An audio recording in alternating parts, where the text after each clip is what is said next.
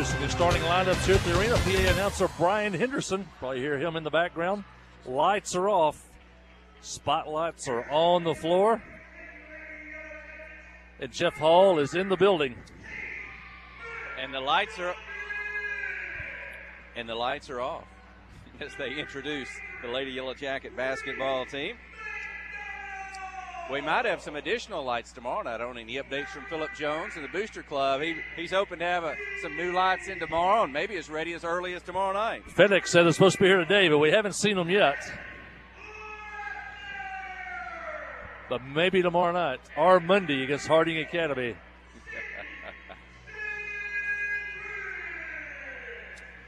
And your starters tonight for Coach Matthew Post and the Clinton Senior Girls include Sydney Standridge, Kylie Laster, Kinley Keith, Reese McDonald, and Katie McJunkins. Yellow Jackets, winners of Friday, Monday, Tuesday, 3 straight games, looking for number 4 straight tonight. Conference play against Riverview.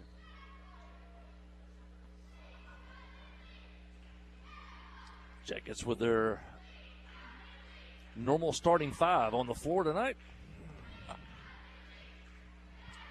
We're ready for the tip. It'll be Kylie Laster. And boy, she has started fast over the last week or so. She's had a 16-point first quarter at Rosebud. She may have had a 12-point first quarter. I can't remember in a game. Was that last week or so? But a little bit of foul trouble earlier this week. Cost her some minutes. But she has really started well and played well for the Lady Yellow Jackets. A shot and a miss by Riverview. They get it back. They'll have a second opportunity. And from the baseline, up and in. The first 2 points of the night go to the Pirates. And an early lead. Michaela Hale with a basket. The Raiders. They are Raiders, which is probably the first cousin of a Pirate. Both involves boats for the most part. Here we go. McDonald, Keith, McJunkins. Down low to Standridge. She'll spin. Get it off to Kylie Laster in the lane. And again, perfect execution. They make that look easy. We're tied at 2. You know, Sid had a shot there. She very unselfish, dropped it off to Kylie for an even easier shot there. That is the essence of team right there. Pass inside of the post, off the hands, and the Raiders turn it over. Back to the Yellow Jackets. They'll have a chance to take the lead, this time down the floor. And Riverview will open in a 1-3-1 zone defense. They've lost 6 straight ball games. Junkins, cross-court pass to McDonald in the corner. Her 3-point basket is good. 5-2. Reese McDonald, another player who has played well for the Yellow Jackets for the last week or so. Oftentimes your leading scorer seems to always be in double digits. Or right there is Reese McDonald. Just kind of seems like the points come to her in the flow of the game. That time she was in the corner all alone, took the pass, easy shot for the junior McDonald, and she's got the Yellow Jackets up by 3. You see Reese hit from the perimeter. I think they would all admit they haven't shot very well lately from outside. Still getting a lot of points, but open up, start that outside game. It really opens up the inside, and there's Kylie, gets it with plenty of room inside and draws a foul. And it'll be Kylie Laster to the free throw line. She's been shooting well from the free throw line. Jackets 18 of 30 at the line last night. Kylie hits the first. 6-2.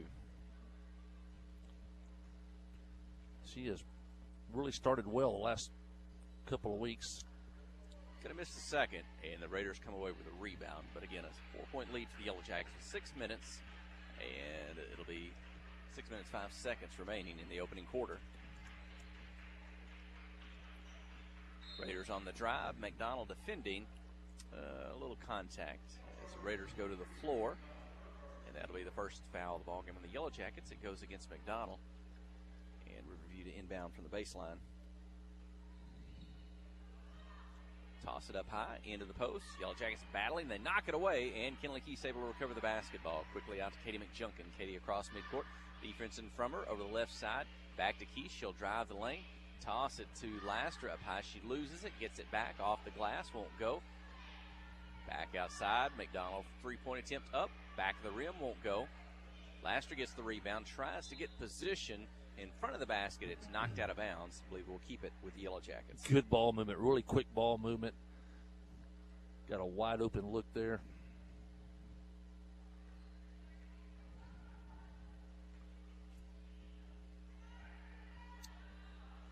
Three-point attempt. McJunkins won't go, but McDonald's able to recover the rebound before it goes out of bounds. Three-point shot, McDonald from the corner. This one won't go. Standridge inside for the rebound and the putback. Standridge, her first points of the night. 8-2 is the Yellow Jacket lead. Three Jackets already to score. And Jackets showing some full court pressure. Riverview turns the ball over a lot. And McJunkins puts it up and in. Just to score, and almost a turnover for Riverview. Yeah, it is. There goes Reese. Going the other way. She's on the left side. Two defenders. Bounce pass to Keith. She'll put it around a Raider. Miss, but Lester's coming down the lane for the follow. 12-2. Riverview got to take a timeout. They do. 4:44 remaining in the first. You're listening to KHPQ in Clinton High School Sports. We have partnered with Carti to bring world-class cancer treatment to Van Buren County. Some chemos are between 1 to 2 hours to 8 hours. So when patient is sick, diagnosed with the cancer, traveling to Little Rock, that's a pretty long day for sick people. Back in the old days, you had to get on the interstate, go to Conway or go to Little Rock to get your chemo treatments. My mom, for a year and a half, was able to take them right here in Clinton, Arkansas. Big peace of mind for my mom. Ozark Health, your community hospital. F.L. Davis Cash Lumber, your Ace Hardware store, is a proud sponsor of Clinton Yellowjacket Sports. F.L. Davis Cash Lumber can help with your electrical, plumbing, paint, tools, hardware, and flooring needs. They're a full-service hardware store and lumber yard. F.L. Davis can provide you with everything you need for your residential or commercial projects. The knowledgeable staff is always on hand to answer your questions. Visit F.L. Davis Cash Lumber, your Ace Hardware store. Same place, now Ace. Jackets. Riverview scored first. The Jackets have scored 12 straight. 4 different Yellow Jackets have scored. And the Jackets will have the ball after a Riverview miss. Still 4:27 left in the first quarter. Coach Matthew Post on his feet near the end of the Yellow Jacket bench. Strolling down the way. Matthews, his father, was at the ball game at Harding Academy last week. We visited a bit. Thought he might have a chance to make a couple of games this week. Maybe Rosebud and then Pangburn tomorrow night. Not sure if he's in the crowd tonight across the way from us here at Yellow Jacket Arena, but had a nice visit and just kind of a running jumper by McDonald. She's about 10 foot out on the left side. 2 more points, 14-2. Yeah, I want to thank Coach Post's dad for, he always takes great pictures. We used some of the pictures this week in the Van Buren County Democrat. McDonald with a steal. She'll take to the left side of the glass, up and in. McDonald, she can get points quickly, offensively and then defensively. Laster defending along the sideline, going to force the Raiders out of bounds. That's a foul. Her first, the team's second. 16-2, the Yellow Jacket lead.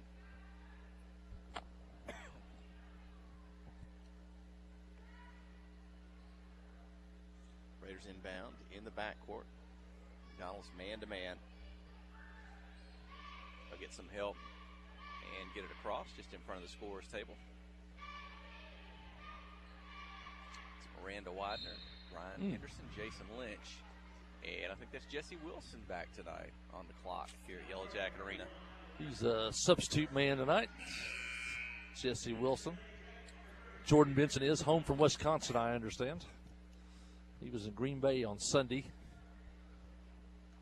A 15-hour trip. Sometimes we see him on the board across the way. Erica Sykes enters the ball game. Kylie Laster will get a breather. Shot up by the Raiders, won't go. It's out of bounds, and it belongs to Clinton.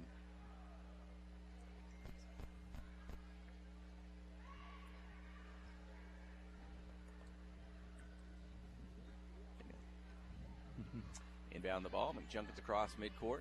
McDonald's on her left. Keith's on her right. Sykes will stay around the lane. Standridge up high. Shot won't go. Rebound Raiders. Standridge kind of at the high post. Sometimes Sydney will play on the outside. Sometimes Coach Matthew Post, he'll run a little high-low post and get Sydney and whoever else is in the ball game, be it Laster or Sykes, to kind of run a high-low. And they've been successful at that over the past week. Just over 3 minutes remaining. Opening quarter, 16-2, the Yellow Jacket lead. may try to toss it into the posts. It's going to sail a bit. McJunkins ends up with it down the floor to Keith. She's fouled, and Kinley Keith will go to the free throw line. Kinley hits a free throw here, then all 5 of the original starters will have already scored. Alexa Buher heading to the scores table. She's fixed to come back in. Erica Sykes is in for Kylie Lassiter.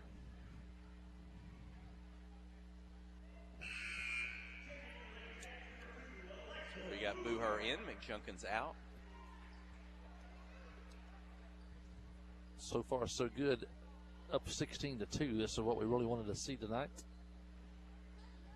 Katie just a bit short on her second free throw attempt. No, it's Kinley Keith, excuse me, but she's going to get chased down the rebound. She'll get it back. A shot, a miss. Kinley's going to shoot under the basket. She's fouled. She's going to go right back to the free throw line. Jackets 1 of 4 at the line. Kylie went 1 for 2. And Kinley Keith's shot is up and in this time. Buher in. McJunkins out for the Jackets. Jackets will be back on the floor in 24 hours, so you'd love to get players in and out and rest some legs for tomorrow night as the Penguin Tigers will be here. Penguins at Mountain View tonight. We'd love for them to give us a little bit of help, maybe knock off Mountain View Lady Yellowjackets. Jackets trail Mountain View by 2 games coming into tonight. Kinley misses the second free throw, and then on the rebound attempt, Erica Sykes picks up a foul, her first, the team's 4th, so we're going the other way. Raiders with it. They're into the 4th, 17-2, the Yellow Jacket lead. Coach Matthew Post says, get your hands up. Toss it into the post. Catch. Back in just a bit. Sykes defending with her arms up, but some body contact, maybe enough movement to where she's whistled for her second personal foul, and Jonna Nicholson will go to the free throw line for Riverview.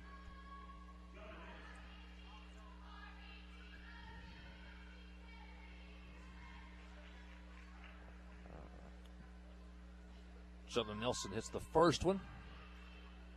Riverview scored the first basket of the game with about 20 seconds gone in the first quarter. And that's the first basket since then. Missing the free throw. Clinton with the rebound. Pass down the floor. McDonald to Buher. She'll take it in. Shoot, miss. And Sykes for the rebound. She'll get a shot off, but she's fouled. She'll go to the free throw line. Again, Erica's done really well on the offensive end of the floor this year. Very aggressive and can score, get rebounds, and she'll earn her way to the free throw line.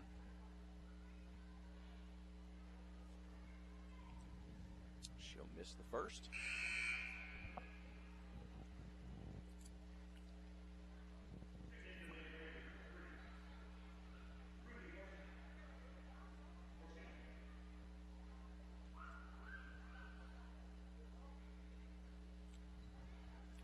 Misses the second, but the long rebound, Sykes gets it back. She'll get a shot up. I thought she was going to be fouled again. The ball goes out of bounds. Not a foul, but Clinton will have possession. Like the last play.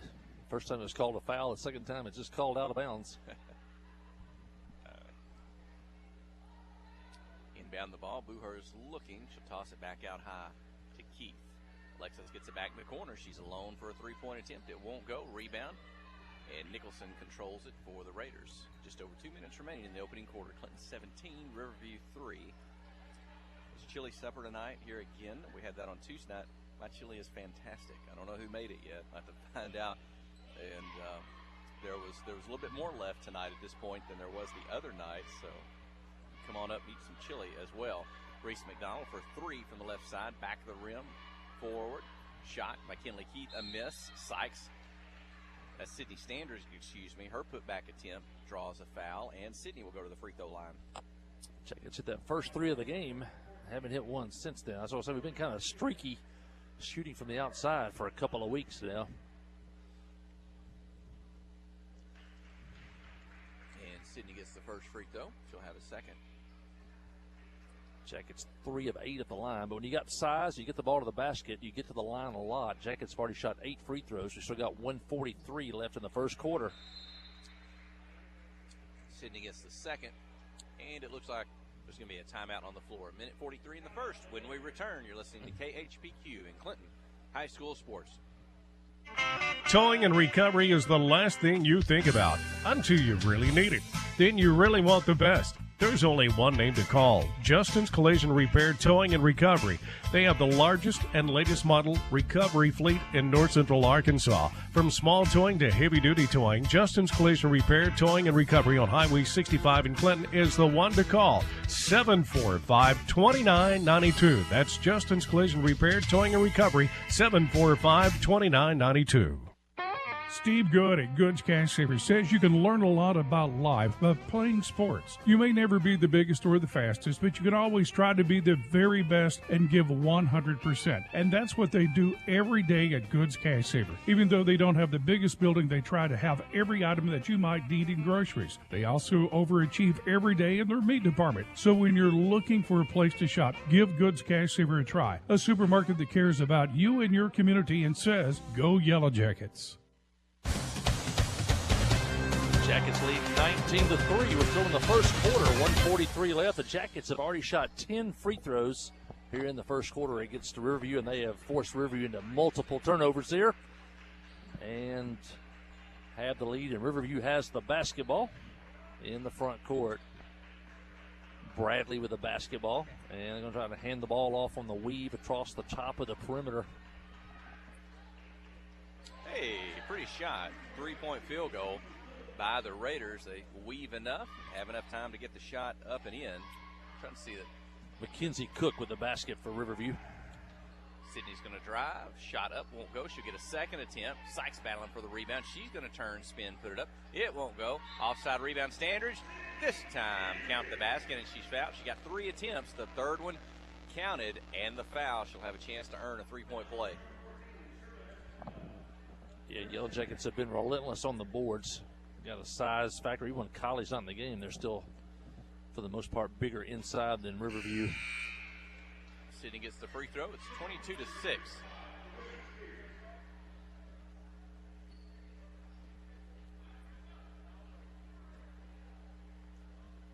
Yellowjackets still in a full court press.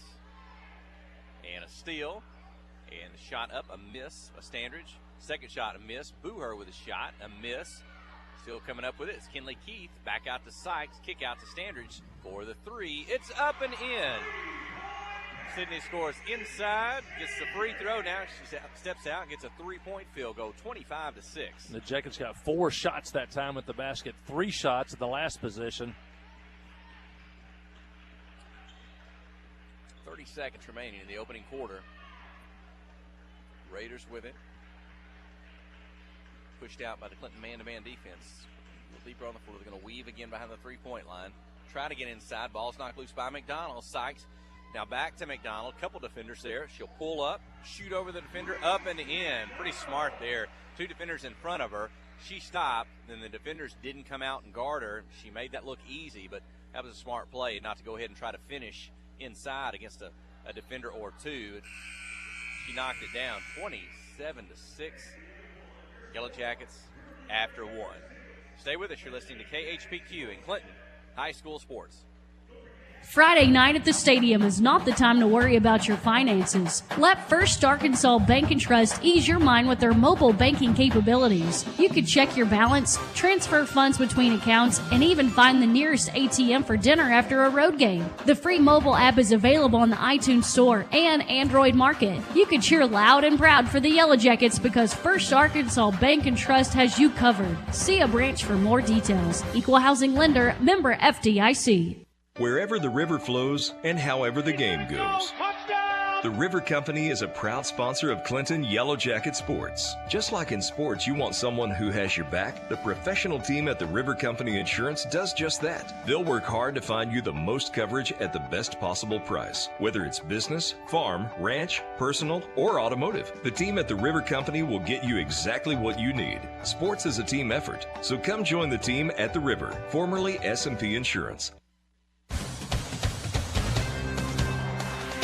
Yellowjackets with a huge first quarter. They scored 27 points in the first quarter.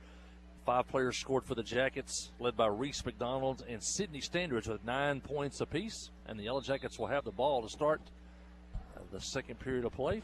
It'll be Booher, Keith, McJunkins, and now Katie Gifford in the game for the first time, along with Kylie Lassiter. Clinton will weave behind the three-point line. Keith will take it all the way in, down to the right block, but her shot won't go. Riverview has it.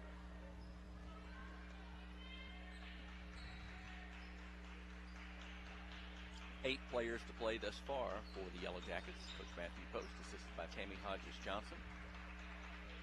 That's the Tammy Hodges-Johnson from the 1982 Lady Yellowjackets State Championship basketball team. She and Coach Matthew Post, I'd like to have another chance for a state championship team here in 2022. 40 years later, Clinton ranked as one of the top 5 teams in girls Class 3A basketball in the state of Arkansas. Still got a couple more weeks to get through the regular season before we get to the postseason tournaments. But inside to Kylie Laster, she's on the block. She'll put it up and in, 29-6. That's another case there where Katie had a pretty high percentage shot, but she made the extra pass to Kylie for an even better shot. Very unselfish play by the Lady Yellowjackets. That's the hallmark of a good team. 6 minutes, 40 seconds to go in the second quarter. Dribble down to the baseline, shot up on the move, and then Katie McJunkins accidentally tripped up by a Raider. Katie goes to the floor. That's a foul, and that's going to be, what, the 7th or 8th team foul on Riverview, so it'll be a one-on-one opportunity for Katie McJunkins. And the Jackets have already been to the line a lot tonight.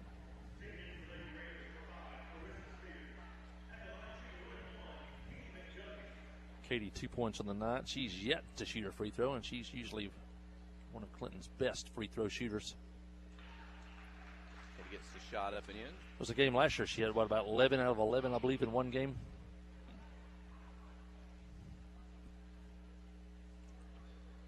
Just short on the second, off the front of the rim. Rebound to Riverview. Just under 6.5 to go in the second quarter. 30-6 is the lead. Pass picked off by Katie Gifford. She'll get it to Alexis Booher. Her shot won't go. Katie for the follow. Can't get the shot to go. Back to Kinley Keith. She misses. It's out of bounds. It belongs to Riverview. I think Alexa might have thought that was off Riverview, so she let it go. But the officials are going to give it to the Raiders. Located on the east side of Searcy, made up of Judsonia, Kensett, and Griffithville.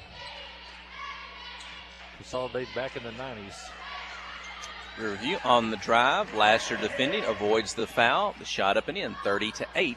Long pass down the floor to Keith. Across the lane to Laster. Catches over a defender and puts it up and in on the move. That was a nice catch, move, shot up off the glass, and very smooth on the finish there. Making that look easy on maybe what's not such an easy catch and scored in motion, 32-8. And now Kylie has 9 points. The Yellowjackets with 3 players with 9 points. 3-point attempt, up and in, the second of the ball game for the Raiders. What is that? Is that number 12? 13. That's 13. What, Mackenzie Cook? Mackenzie Cook. Shot, miss. Riverview going the other way. And just in front of the Yellowjacket bench. Dribble down to the free throw line. Step up. Shot won't go. Rebound out on the floor. McJunkins with it. Now she'll get it across midcourt. Clinton hosted the state tournament last year for Class 3A. How fun was that? As had a good time. Katie McJunkins' shot miss off the back of the rim. Laster's putback attempt. She's going to travel, and a turnover. It goes to Riverview. What, this year looking at the postseason? What, district tournament? What, at Riverview? District tournament at Regional Riverview. Tournament at Rosebud. And then heading up to Harrison, to North Ark College, where what? It's going to be hosted by Valley Springs. Valley Springs is the host there. Yeah. Both Valley Springs and Bergman very good in girls. Those will almost be like home games for those two towns. Mm-hmm. Valley's, what, about 5 miles probably from the gym, and Bergman's 8 miles, I believe, east of Harrison. So Ashley James checks in for the first time tonight. The senior is in. Saw her grandmother before the game tonight.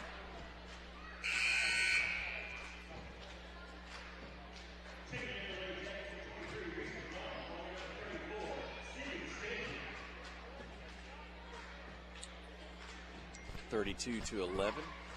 Standridge returns. Standridge, Laster, Keith, McDonald, and Booher. James, excuse me, not Laster. Hale goes 1 for 2 at the line. Gets the lead to 20. 4 minutes to go in the second quarter.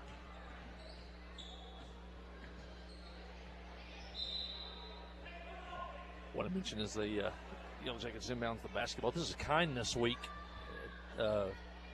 dedicated down in elementary this week, and also there are money containers as Sydney Standards pulls up for a 3 and hits it.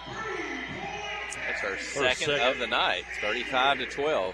There are containers at the school. I think you can also drive through maybe at school and drop in your change, and also here at the arena there's several places, and that money's going to go to a needy, deserving family here in the Clinton area. But that's part of Kindness Week this week, and all that money's going to go to help a family in need.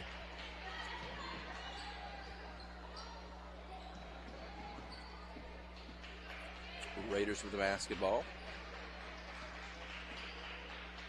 But defense making Riverview look a little bit sloppy on the offensive end. They get it back. 3-point shot up, short. Ends up out of bounds. That belongs to Clinton.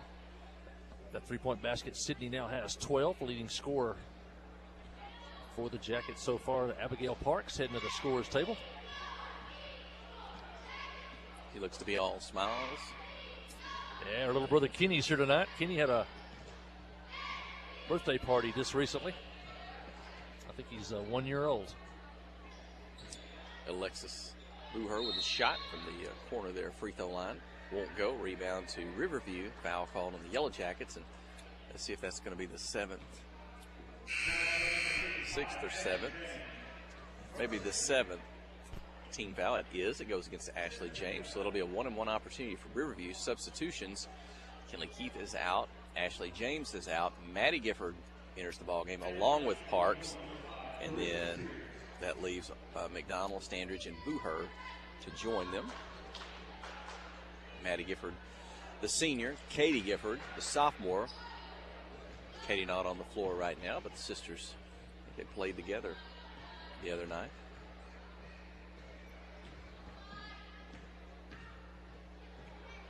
Reese McDonald on the dribble, into the lane. Shot up, won't go. Riverview with a rebound off the floor. 2 minutes, 30 seconds to go in the second quarter. 35-12, Yellowjackets leading.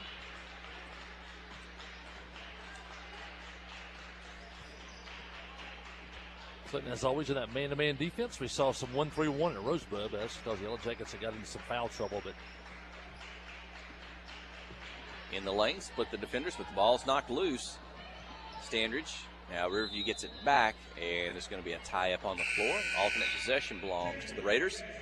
Now more substitutions for the Yellowjackets. Looks like Ashley Wallace and Gracie Linville and Sophie Cabana into the ball game as McJunkins, Booher, and Standridge probably leave. So that completes the roster. Everybody's got in here in the first half of this one. Still 2 minutes to go in the second quarter. Yeah, mission accomplished. Entire roster in here in the first half. Now just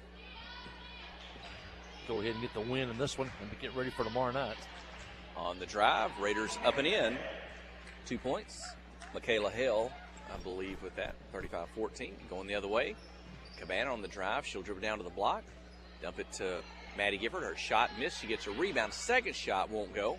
And Riverview looks to come away with it. Maddie tries to get it back, but the Raiders get out of the pack. Across midcourt.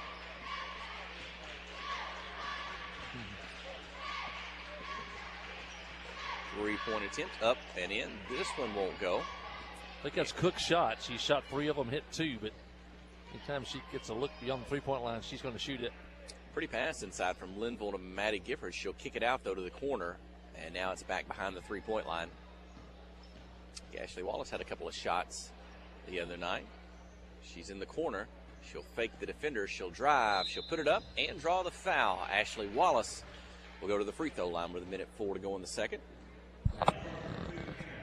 Ashley's sister Lexi Wallace had a big game in the junior girls game tonight. Yellowjackets trailed at the half, came back and won 35-30. And Lexi had 3 or 4 3-point shots, I believe, in that game for the junior Jackets.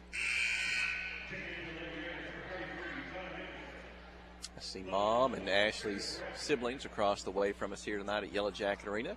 Yeah, Grandpa's here tonight. H.C. Wallace up on the concourse. Oh, okay, yeah. We've been talking about him. We'll have to get him on the radio. Have him visit with us a little bit. Ashley going to miss the free throw. The rebound to Cabana. Her shot won't go. Then it's out of bounds, and it belongs to Riverview. Jackets only 5 of 13 at the free throw line. I think the coaches are never satisfied. So far tonight, the Yellowjackets up 35-14, but they feel like they really haven't shot as well as they could have. But the Jackets still have the lead, which is what matters. Out on the floor, Parks runs it down. She'll keep it herself across midcourt. Hand it off to Cabana. Sophie starts left, back right. Ball pops up out of bounds, and it belongs to Riverview. That's a mishandled pitch out there if you're talking about football. But in this offense, you're usually trying to make a handoff in that, and they got a little too far apart. Sophia had to try to flip it to her, and it went out of bounds.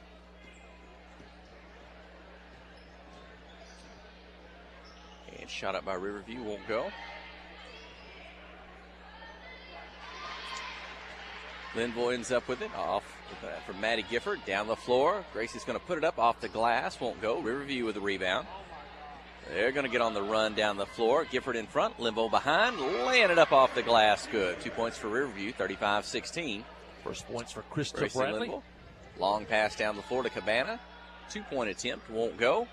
Bounces around, and that'll do it. The first half comes to an end. Yellowjackets lead the Riverview Raiders 35-16 here at home. Stay with us. You're listening to KHPQ in Clinton High School Sports. The Blagg Law Firm is a proud supporter of Clinton High School Yellowjacket sports. When you need an attorney, call the Blagg Law Firm. Whether it's an injury accident, criminal defense, DWI, family dispute, or Social Security disability, Ralph Blagg believes in equal justice for all. Located on Court Street in downtown Clinton and on the internet at blagglaw.com. The Blagg Law Firm, a proud supporter of Clinton High School sports. F.L. Davis Cash Lumber, your Ace Hardware store, is a proud sponsor of Clinton Yellowjacket Sports. F.L. Davis Cash Lumber can help with your electrical, plumbing, paint, tools, hardware, and flooring needs. They're a full-service hardware store and lumber yard. F.L. Davis can provide you with everything you need for your residential or commercial projects. The knowledgeable staff is always on hand to answer your questions. Visit F.L. Davis Cash Lumber, your Ace Hardware store. Same place, now Ace. Wherever the river flows and however the game goes. The River Company is a proud sponsor of Clinton Yellowjacket Sports. Just like in sports, you want someone who has your back, the professional team at the River Company Insurance does just that. They'll work hard to find you the most coverage at the best possible price. Whether it's business, farm, ranch, personal, or automotive, the team at the River Company will get you exactly what you need. Sports is a team effort, so come join the team at the River, formerly S&P Insurance.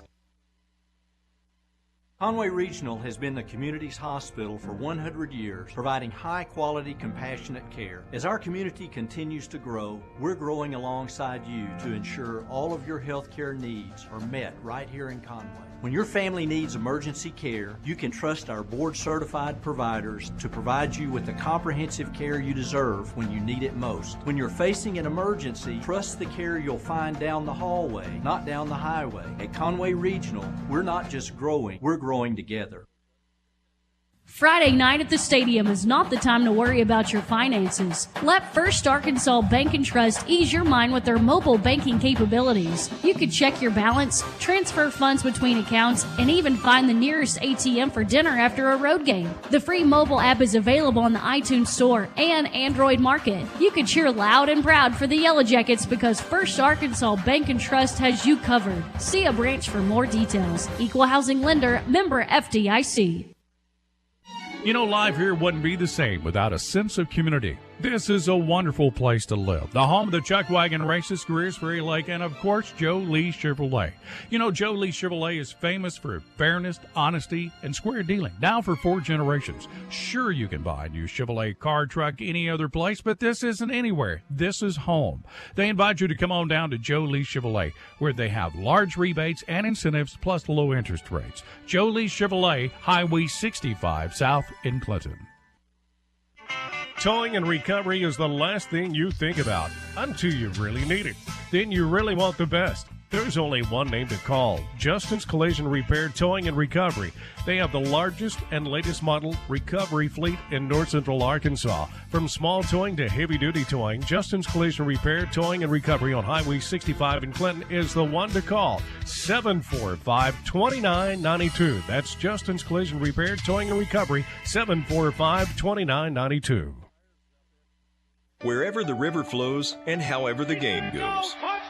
The River Company is a proud sponsor of Clinton Yellowjacket Sports. Just like in sports, you want someone who has your back, the professional team at the River Company Insurance does just that. They'll work hard to find you the most coverage at the best possible price. Whether it's business, farm, ranch, personal, or automotive, the team at the River Company will get you exactly what you need. Sports is a team effort, so come join the team at the River, formerly S&P Insurance.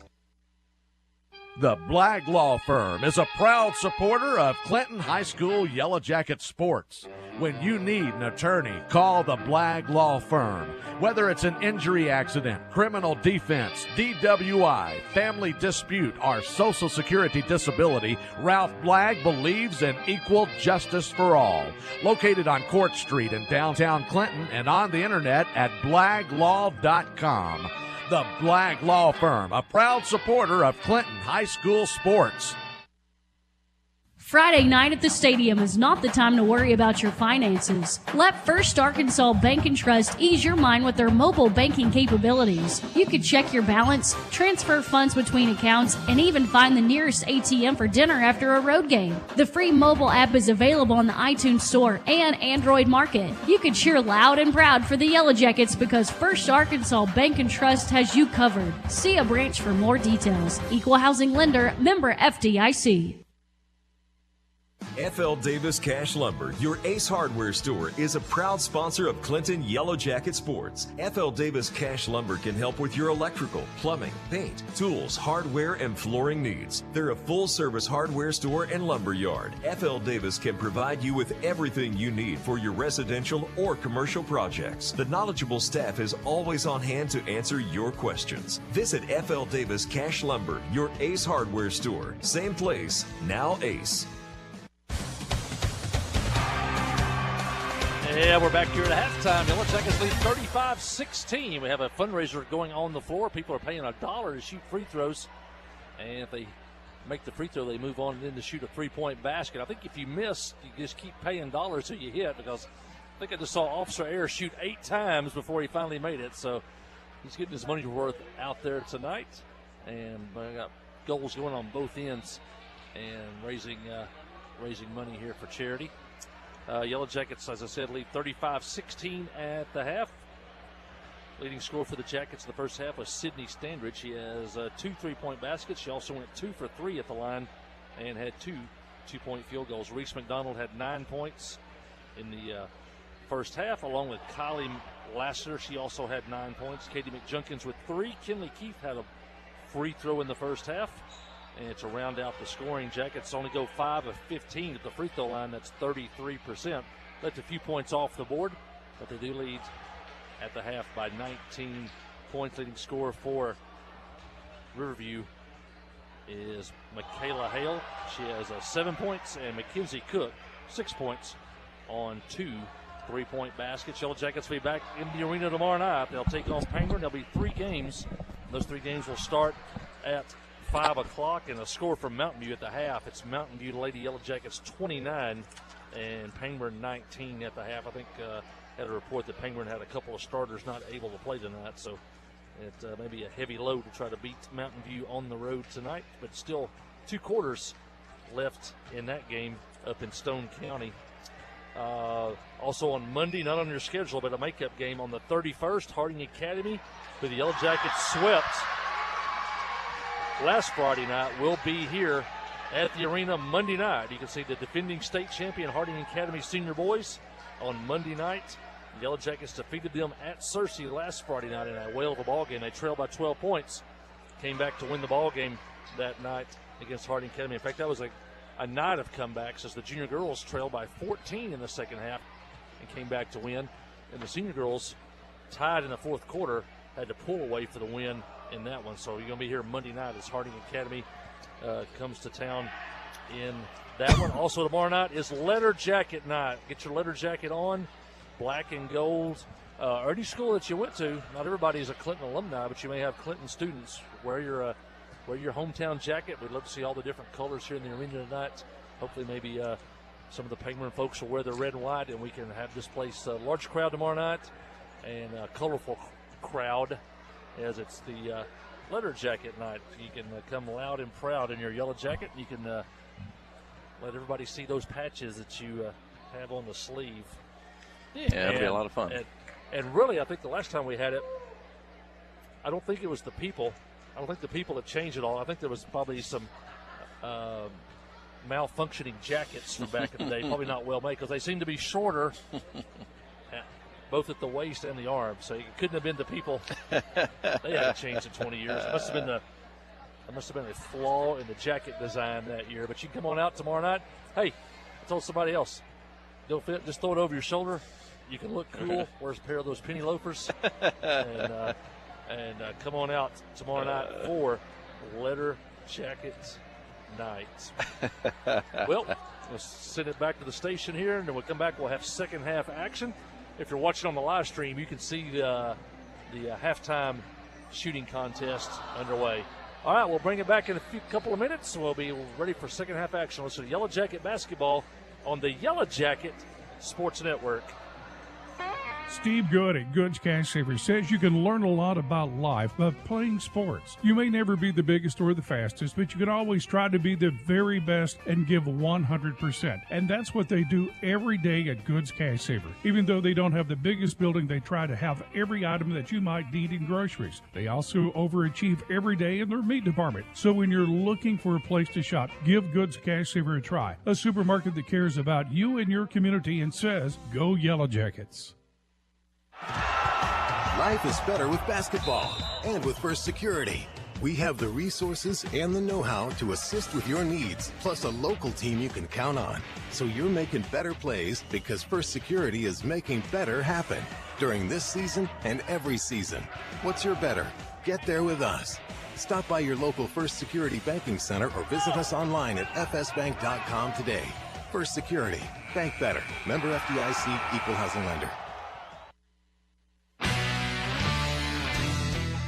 The all-new Cowboy Chrysler Dodge Jeep Ram & Clinton is gearing up for football season.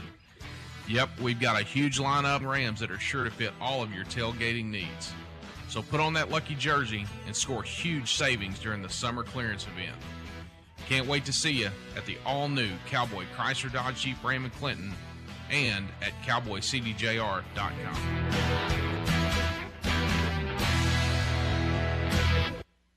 Ozark Health is a wonderful diamond in the rough, I call it. Living in a rural community, having access to healthcare is critical. It has been a blessing to our community. Not that I want to go to the hospital, this last place that I really want to go, but this is a place I'd recommend to anybody. There's nothing like the individual care that you get here. It's phenomenal. Our purpose for being here is to serve people. It fills me with pride that we're able to do that. Ozark Health, your community hospital. Friday night at the stadium is not the time to worry about your finances. Let First Arkansas Bank and Trust ease your mind with their mobile banking capabilities. You can check your balance, transfer funds between accounts, and even find the nearest ATM for dinner after a road game. The free mobile app is available on the iTunes Store and Android Market. You can cheer loud and proud for the Yellowjackets because First Arkansas Bank and Trust has you covered. See a branch for more details. Equal Housing Lender, member FDIC. Yellow Jackets will have the ball to start the second half. It'll be 35-16 in This one, I mentioned the score earlier from Mountain View. It's Mountain View 29 and Payneburn 19. That game's being played at Mountain View. Yellowjackets still 2 games behind Mountain View, trying to catch them before this one's over. But also we mentioned too, second place guarantees you a slot in the regional tournament. So you get a win tonight and tomorrow. And I believe it's Harding Academy right now has 1 loss. And so if you could win tonight, tomorrow, and win Monday, you pretty well, not mathematically, but you pretty well have a lock on second place. And Clinton's going to open the second half with a mix of some of the girls that ended the first half. We're going to have Abigail Parks, Katie Gifford, Gracie Linville, Sophie Cabana, and Erica Sykes on the floor here to get the second half underway. These are valuable minutes for some of these players to play in the future. And Linville's three-point attempt won't go, but the putback is Parks off the rebound. 37-16, the Yellow Jacket lead. Abigail's a sophomore. Gracie Linville, a sophomore. And also Katie Gifford, a sophomore. So valuable playing time for them, along with 2 seniors on the floor, in Sophie Cabana and Erica Sykes. Flashes for the steal, knocks it back out on the floor. Then a shot, is that going to be a 3-point attempt? Foul called, and that will result in 3 free throws for the Raiders. The foul goes against Linville. This is usually when I say don't foul an outside shooter, but I'm not going to say it. And the first free throw is up and in, 37-17. A couple more to come, 6:55 here in the third quarter. Second one is good. Get some 1 for 3 at the line in the first half. Now 3 for 5. And the third, she gets them all, 37-18. And 4 for 6. Linville across midcourt, in the corner to Cabana, looks inside, not there.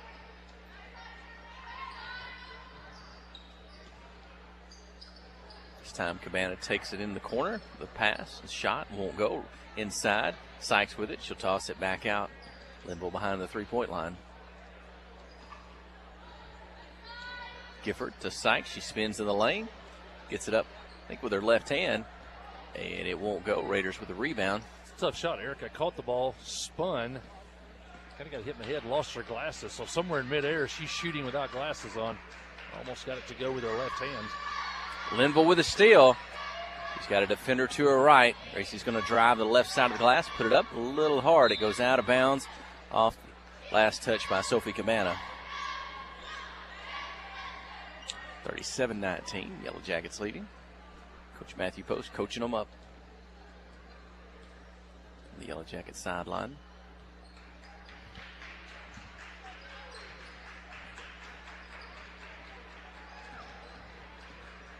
Raiders drive the lane, split the defenders, shot up, and a foul is going to be called on the Yellow Jackets. We'll see that.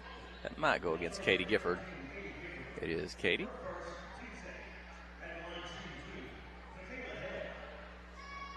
Two free throws. Hale, 7 points in the first half, 1 for 2 at the line. And the first free throw is up and in.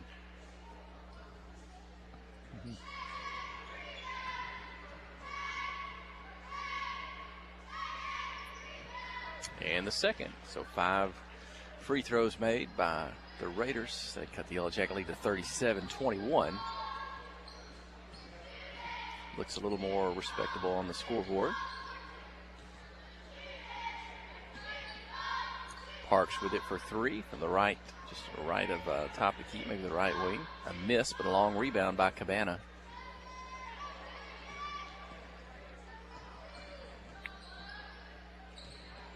Pass inside, good pass from Gracie to Erica Sykes. Erica can't get it to go.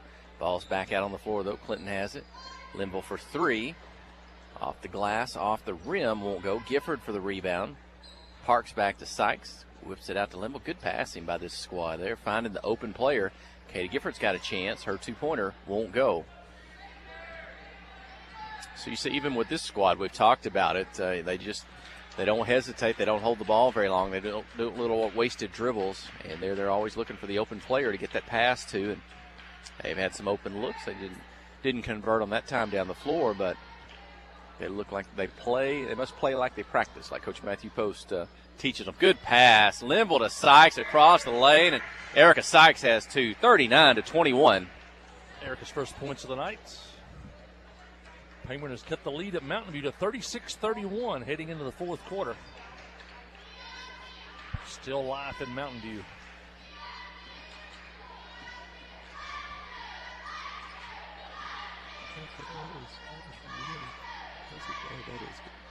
On the drive, foul called. Raiders going back to the free throw line. Third team foul for the Yellow Jackets here in the second half. Bradley 3 for 3 at the line. If you remember, she got that foul on that 3-point attempts in the first half. Went to the line and hit them.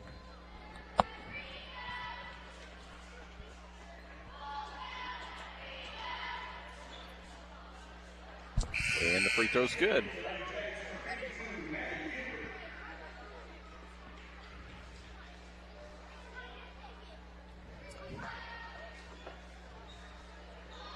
And Maddie Gifford into the ball game as Erica Sykes leaves. So you got both Gifford sisters, Maddie and Katie, on the floor. Maddie comes away with a rebound off the missed free throw. Up the floor to Cabana, to Abigail Parks. Katie's coming down the lane, the trailer. Shot won't go. Maddie's there for the follow. It won't go. Maddie gets it back. They're trying to take it away from her. And Riverview's going to be called for a foul. That's on the floor. Clinton will have it from behind the basket.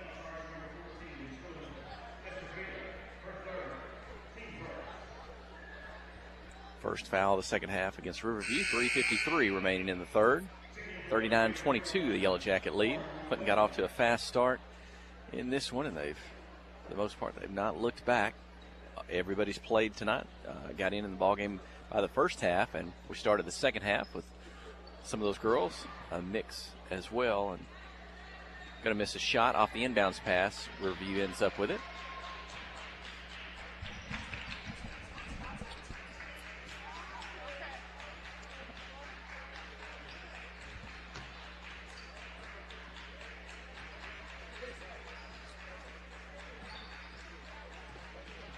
On the drive, shot up won't go. Gifford takes it out of the air. Gets it off to Linville. She's down the floor, defense around her. And to toss it back outside. Parks is open for a three. High off the back of the rim, tipped out. And it's going to belong to Clinton. So third game in 4 nights this week for the Yellow Jackets. They played 3 last week. So in total, that's it's 6 out of 7. Tonight's night number 6. Tomorrow night will be 7. So I was talking pass inside to Gifford. She catches, square, shoots. It won't go. Then her sister Katie gets it. Back out to Abigail Parks. Her shot won't go. Maddie from the offside gets the rebound and puts it off the glass. Good. We talked about earlier about we kind of wonder about fatigue. And Coach Matthew Post, too, probably. He's keeping some of those girls that need to have rested legs for tomorrow night on the bench here in the second half. But for the kids, I remember thinking when I was a high school kid, this got to be a lot of fun. When you go to school and you know you get to play basketball game every night of the week, 4 nights this week, 3 nights last week, how much fun that would be. And now everybody getting in this ball game tonight, that just makes it that much better when they do get back to practice and looking ahead to the future games. Yeah, the schedule worked out right, too. You had a highly competitive game Monday at Rosebud. Then you have the Ball Knob and this Riverview game in between. It's a little bit of a pressure off, really, in these 2 games. Then you get Penguin on Friday. So schedule worked out good. And the 2 toughest games were Monday and Friday. The 2 easiest were in the middle. And Clinton's got it. Drown the drive. Cabana's going to be fouled, and Sophie will go to the free throw line. Stops the clock with 1:59 in the third. The 41-22 lead.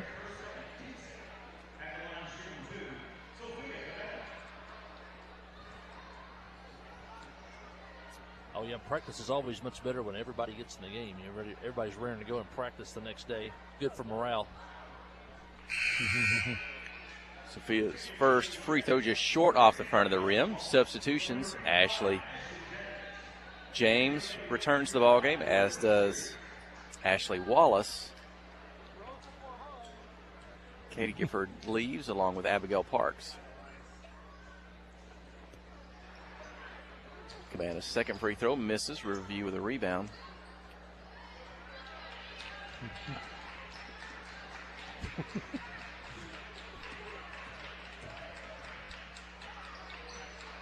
Drive the baseline. Wallace James with a stop. Drive again. Wallace with another stop. Force the Raiders to toss it back out.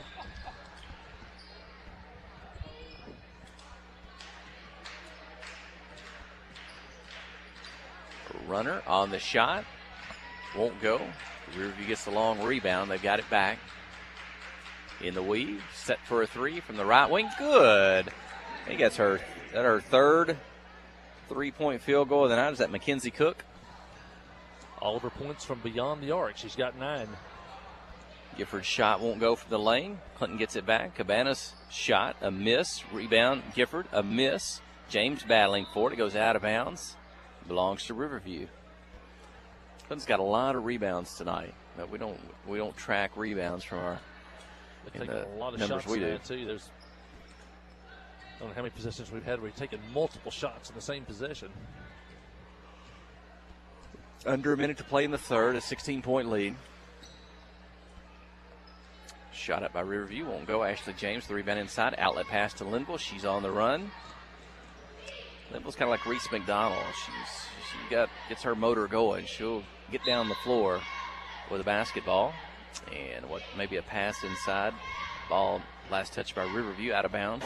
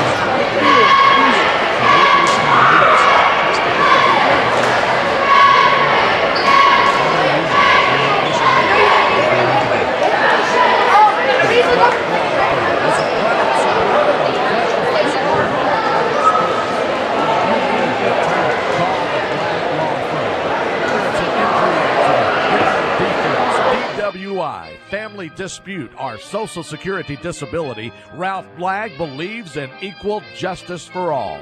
Located on Court Street in downtown Clinton and on the internet at blagglaw.com. The Blagg Law Firm, a proud supporter of Clinton High School sports. Hey, we're back here at the arena. Wow, I just saw Kelsey go by with your granddaughter there. She's at the ball game here tonight. She's in tow. She was ready to run. Yeah, they're running by a concession stand run here. Yellowjackets lead 41-25 as we head into the fourth quarter. Everybody's got into the game tonight for the Jackets, and 1, 2, 3, 4, 5, 6, 7, 8 Yellowjackets have scored already tonight. And bad news, though, from Mountain View, Jeff Hall. Mountain View has stretched the lead out to 14 now with 3 minutes left in that one. So it looks like, barring some type of miraculous comeback, no help tonight for the Lady Yellowjackets.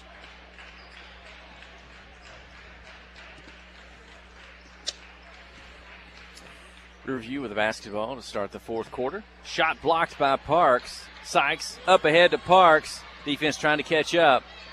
She'll shoot. It won't go. Rebound in the lane. Abigail gets it back. Kicks it out to Wallace. Inside from Linville to Sykes. And Erica scores inside. 43-25.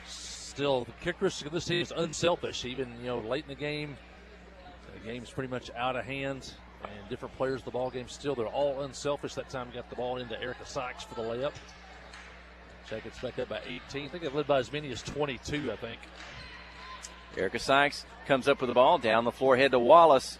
She'll put the shot up. Oh, nice finish by Wallace. Kind of looked like she was going to have trouble getting a hold of the ball. She was getting close to the basket on the move, but she's able to just kind of take it up in one motion and kind of pull off the gas a little bit, at least with the basketball, and it comes softly off the board. 2 points for Ashley Wallace. Yeah, that's not an easy shot there. Tough angle on the move, but she got it to go in as Riverview will bring in 4 new players. Jeff just got a text from Boji Hester. Apparently he also has one of those trick jackets from back in the day. Apparently not fitting quite like it used to, but it's got to be the jacket. That's what I'm blaming on my jacket. Phillip Jones, that's a whole other story there. That's Boji Hester, the baseball player, collegiate baseball player, at Southern Arkansas University, and he might have had had a star-studded letter jacket from back in the day. Southern Arkansas University Hall of Fame, I believe, Athletic Hall of Fame. Cook with another three-point attempt, just short off the front of the rim. Sykes with a rebound. She'll pitch it ahead, but nobody can catch up with that one. Back to Riverview. We mentioned in the pregame show, I don't know if you were away from the table at that point. Riverview, a once proud program, won state titles in 2015, 2016 under Ryan Smith. Last year went 0-14, but under new head coach Brandy Goforth, they have won at least 4 games already this year. They're 4-13, so they're trying to turn this program around, but it has fallen on hard times after once being one of the top girls programs in the state. Raiders commit the fouls. Linville was advancing the ball down the sideline near the scorer's table. Clinton will have it there with 5:40 remaining and a 45-25 lead. Yeah, last year these teams only met one time. If you remember, the Riverview canceled their final 4 games of the season last year and only played in the district tournament. So the Yellowjackets only met one time last year with the Raiders. It was a 67-37 win last year at Riverview. Erica Sykes with 2 points inside, 47-25. Erica now with 6. And another three-point basket by Cook from the top of the key. I believe that's her 4th of the ball game, 47-28. Yeah, she's a good shooter. And Sykes takes another pass from the wing. She can't get the shot. Rebound, James able to roll it out to a teammate. Now, do we get tied up or we have a timeout? Substitutions. We'll see. The girls are doing a fantastic job of finding Sykes wherever she is around the lane open. They're getting it to her. Long passes and shows they know where to put the basketball. They know how to find the open player. Pass into Maddie Gifford into the ball game, and Maddie scores 2, 49-28. So Gifford came in. She's got James, Linville, Parks, and Wallace on the floor with her. Maddie has 4 now. And here comes Sophie Cabana and Katie Gifford back.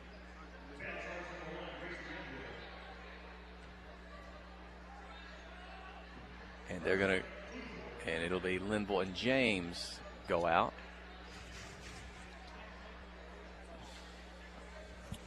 Hey, I see Boji over there.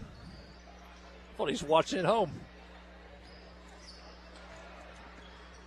Oh, he's up there talking, isn't he? To H.C. Wallace.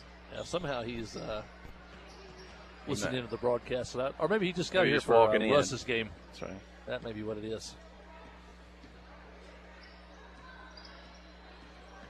Riverview working the perimeter against the still ongoing Yellow Jacket man defense. Shot up by the Raiders, won't go. You know, you can, if you do come to the arena, I'm glad to be able to do the game for you over the air at 92.1 FM all over North Central Arkansas, over the internet anywhere in the world, www.khpq.com, the live stream you can link up to. On your mobile device, your phone or your tablet, you can download the Hot Country KHPQ app from either the Apple App Store or the Google Play Store for Android devices, or if you've already got the TuneIn radio app on your phone, you can just search for 92.1 FM on it. You can listen to the stream. And then if you're in the building, in the arena, sometimes an occasional we'll have a parent, or sometimes we'll tell them, hey, if we're going to have your son or daughter on, get on your phone and listen to it while we're interviewing them from in the arena. So even when you're in here, you can listen to the broadcast, from your mobile device there. And sometimes people do that at football games. I know when we're out, and a little bit different atmosphere at that, but certainly glad that you tune in however you can. Abigail Parks for 3, 52-20, 3:21 remaining. Our best indoor sports listener was always Jim Berry. He'd be sitting across the way with his headphones on and his New Orleans Saints jacket, and we missed Jim. He'd be sitting on that front row over there next to the scorer's table. We'd mention his name, and he'd give us a thumbs up. One thing Jim Berry said, I don't know, I just never did follow up on. There is technology these days to where you can kind of set up a temporary radio signal that in the confines of your arena, facility, or football stadium like that. I think he talked one time about maybe that's something we could take on the road and do the broadcast signal. Someone like him could listen to the headphones and do that. Maybe that was before and do that. But so we hadn't got that far yet. But I know he talked to us about that one time. He did like to listen on his headphones to the ball games. Yep. Mr. Jim. Yeah, we're still on. Yeah, we missed. And Riverview has the basketball. And Jackets lead 52-30 as they wind down to the 3-minute mark. And this one shot blocked by Cabana, picked up by Parks. And she heads into the front court. Abigail with 5 points tonight, including a 3-point basket. And she'll set it up against this Riverview zone defense. Riverview pretty much their starter still in the ball game. And now ball tipped away, stolen by Hale. But Cabana gets back quickly, tries to take a charge. The official's going to call a block, but you got to give Cabana a lot of credit. In a 52-30 game, she hustles back and tries to take a charge. Another characteristic of team basketball by Coach Matthew Post's senior girls. Hale's going to have a couple of free throws. Hits the first one. She's 4 out of 5 at the line. And one more is short. Maddie Gifford with a rebound. Gets it to her sister Katie, and the Yellowjackets are on the run. Wallace in the front court. Drops it off to Cabana. Now to Parks.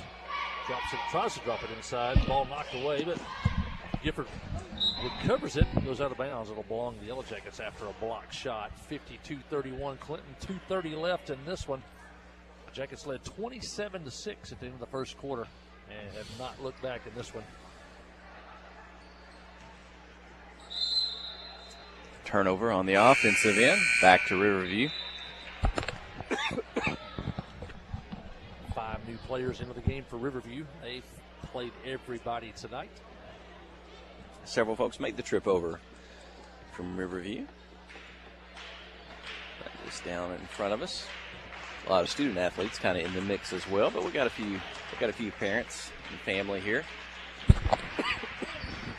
Yeah, the school sits on the east side of Searcy, borders Interstate 67, and you come into it off of Ray Street if you've ever been that east side of Searcy. Less than a mile from Walmart. That puts it into perspective.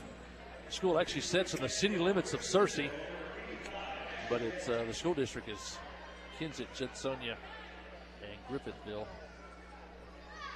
Those are 2 really proud basketball towns in the past, non-football schools. Ashley James shot inside.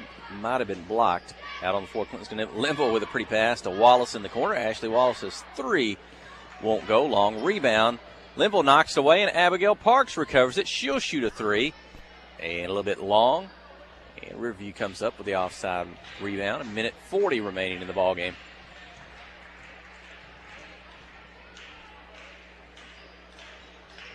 Raiders pass inside. Stolen away, Ashley Wallace. Ashley's going to dribble to the right side, pull up. Back out behind the 3-point line.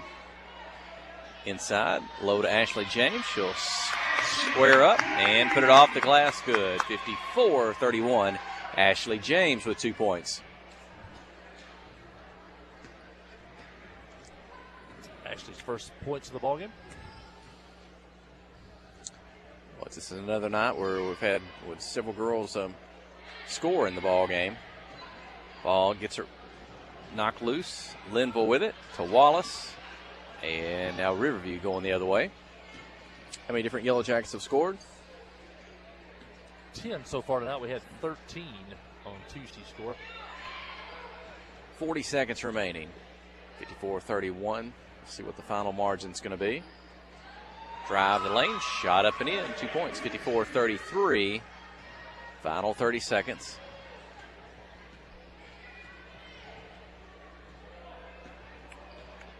Linville on the drive. She'll get deep enough, and she wants to try to pitch it up and lead Ashley James to the basket, but that one's going to end up out of bounds. 21 seconds.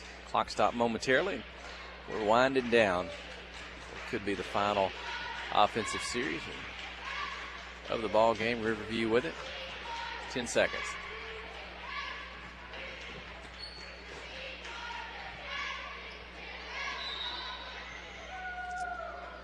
Ball loose on the floor, tied up.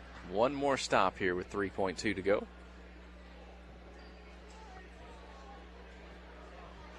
Thought this might be a quick one when it started, but it seemed like it's turned out to be a long game after all. Yellowjackets never got to the mercy rule. And the final shot, the 3-point field goal, is good by Riverview. And we'll end with Clinton 54, the Riverview Lady Raiders 36 here tonight from the arena. Coach Matthew Post, Tammy Johnson, to give Abigail Parks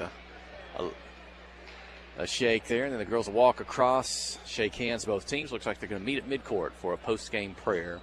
We'll step away from the mic here for a moment. When we return, we'll give you some final numbers, and we'll name the first Arkansas Bank and Trust player of the game. You're listening to KHPQ in Clinton High School Sports.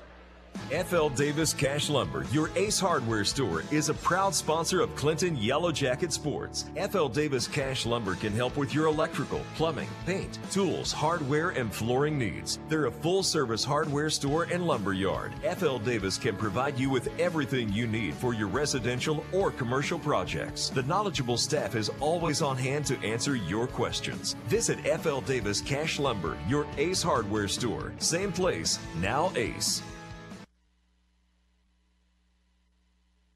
Steve Good at Goods Cash Savers says you can learn a lot about life by playing sports. You may never be the biggest or the fastest, but you can always try to be the very best and give 100%. And that's what they do every day at Goods Cash Savers. Even though they don't have the biggest building, they try to have every item that you might need in groceries. They also overachieve every day in their meat department. So when you're looking for a place to shop, give Goods Cash Savers a try. A supermarket that cares about you and your community and says, go Yellowjackets. We have partnered with Carti to bring world-class cancer treatment to Van Buren County. Some chemos are between 1 to 2 hours to 8 hours. So when patient is sick, diagnosed with the cancer, traveling to Little Rock, that's a pretty long day for sick people. Back in the old days, you had to get on the interstate, go to Conway or go to Little Rock to get your chemo treatments. My mom, for a year and a half, was able to take them right here in Clinton, Arkansas. Big peace of mind for my mom. Ozark Health, your community hospital. Friday night at the stadium is not the time to worry about your finances. Let First Arkansas Bank and Trust ease your mind with their mobile banking capabilities. You can check your balance, transfer funds between accounts, and even find the nearest ATM for dinner after a road game. The free mobile app is available on the iTunes Store and Android Market. You can cheer loud and proud for the Yellowjackets because First Arkansas Bank and Trust has you covered. See a branch for more details. Equal housing lender, member FDIC. Towing and recovery is the last thing you think about until you really need it. Then you really want the best. There's only one name to call, Justin's Collision Repair Towing and Recovery. They have the largest and latest model recovery fleet in North Central Arkansas. From small towing to heavy-duty towing, Justin's Collision Repair Towing and Recovery on Highway 65 in Clinton is the one to call, 745-2992. That's Justin's Collision Repair Towing and Recovery, 745-2992. You know, life here wouldn't be the same without a sense of community. This is a wonderful place to live. The home of the Chuck Wagon Races, Greers Ferry Lake, and of course, Joe Lee Chevrolet. You know, Joe Lee Chevrolet is famous for fairness, honesty, and square dealing. Now for 4 generations. Sure, you can buy a new Chevrolet car, truck, any other place, but this isn't anywhere. This is home. They invite you to come on down to Joe Lee Chevrolet, where they have large rebates and incentives, plus low interest rates. Joe Lee Chevrolet, Highway 65 South in Clinton. The all-new Cowboy Chrysler Dodge Jeep Ram in Clinton is gearing up for football season. Yep, we've got a huge lineup of Rams that are sure to fit all of your tailgating needs. So put on that lucky jersey and score huge savings during the summer clearance event. Can't wait to see you at the all-new Cowboy Chrysler Dodge Jeep Ram in Clinton and at cowboycdjr.com.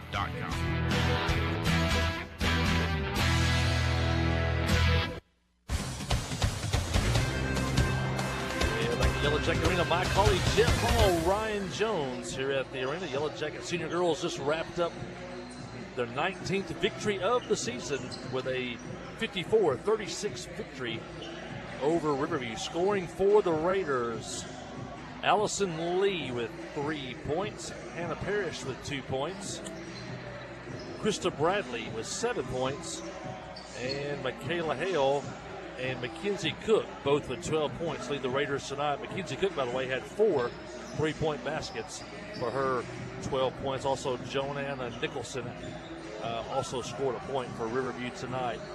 For the Lady Yellowjackets, 10 players scored tonight for the Jackets. Everybody got into the ball game.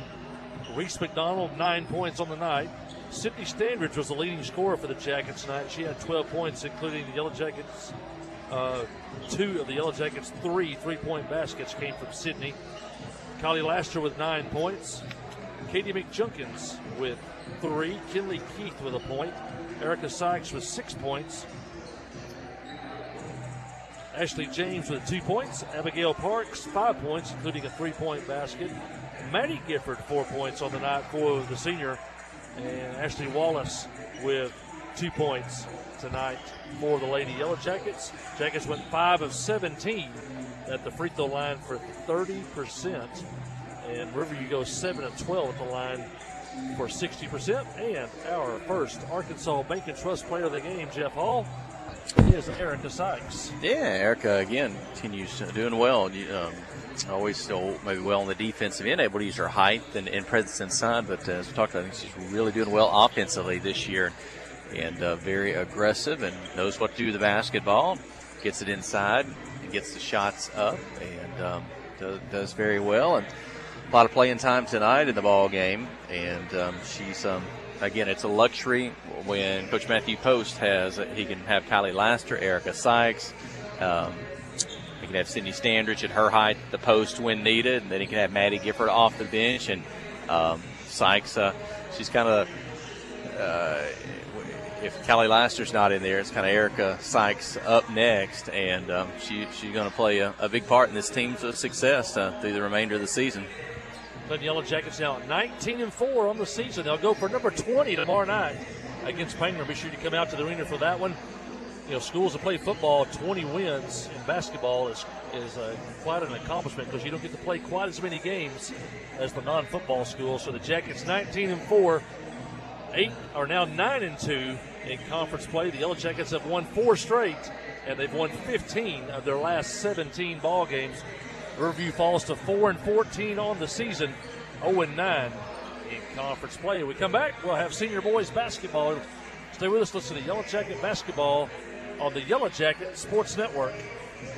Friday night at the stadium is not the time to worry about your finances. Let First Arkansas Bank and Trust ease your mind with their mobile banking capabilities. You can check your balance, transfer funds between accounts, and even find the nearest ATM for dinner after a road game. The free mobile app is available on the iTunes Store and Android Market. You can cheer loud and proud for the Yellowjackets because First Arkansas Bank and Trust has you covered. See a branch for more details. Equal housing lender, member FDIC.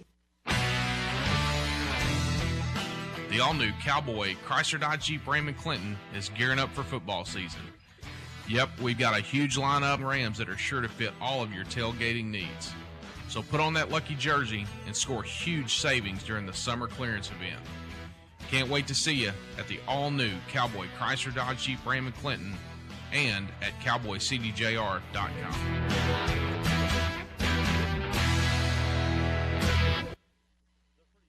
Steve Good at Goods Cash Savers says you can learn a lot about life by playing sports. You may never be the biggest or the fastest, but you can always try to be the very best and give 100%. And that's what they do every day at Goods Cash Savers. Even though they don't have the biggest building, they try to have every item that you might need in groceries. They also overachieve every day in their meat department. So when you're looking for a place to shop, give Goods Cash Savers a try. A supermarket that cares about you and your community and says, go Yellowjackets. Life is better with basketball and with First Security. We have the resources and the know-how to assist with your needs, plus a local team you can count on. So you're making better plays because First Security is making better happen during this season and every season. What's your better? Get there with us. Stop by your local First Security Banking Center or visit us online at fsbank.com today. First Security. Bank better. Member FDIC, Equal Housing Lender.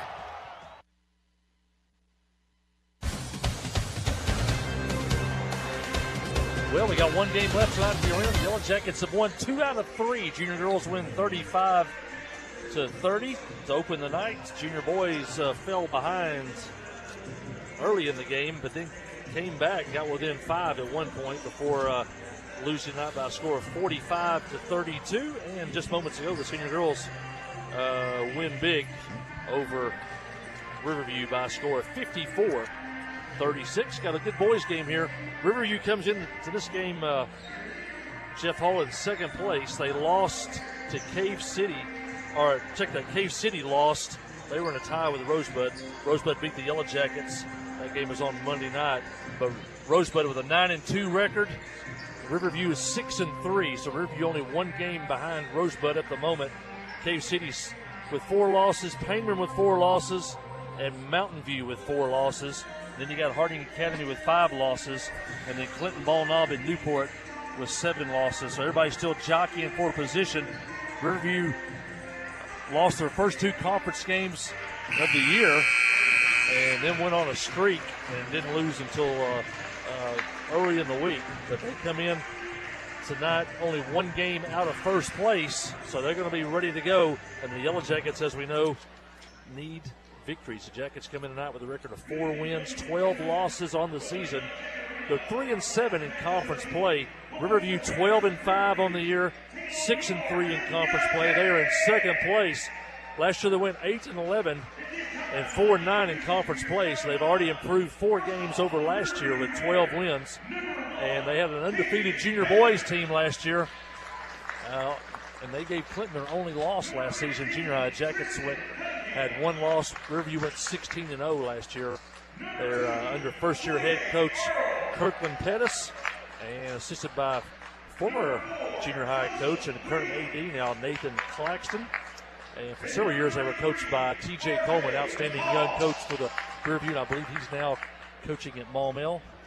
And so Kirkland Pettis, I guess a Riverview alumni, and he's now the head coach in his first year with the Raiders, and they're off to a good start.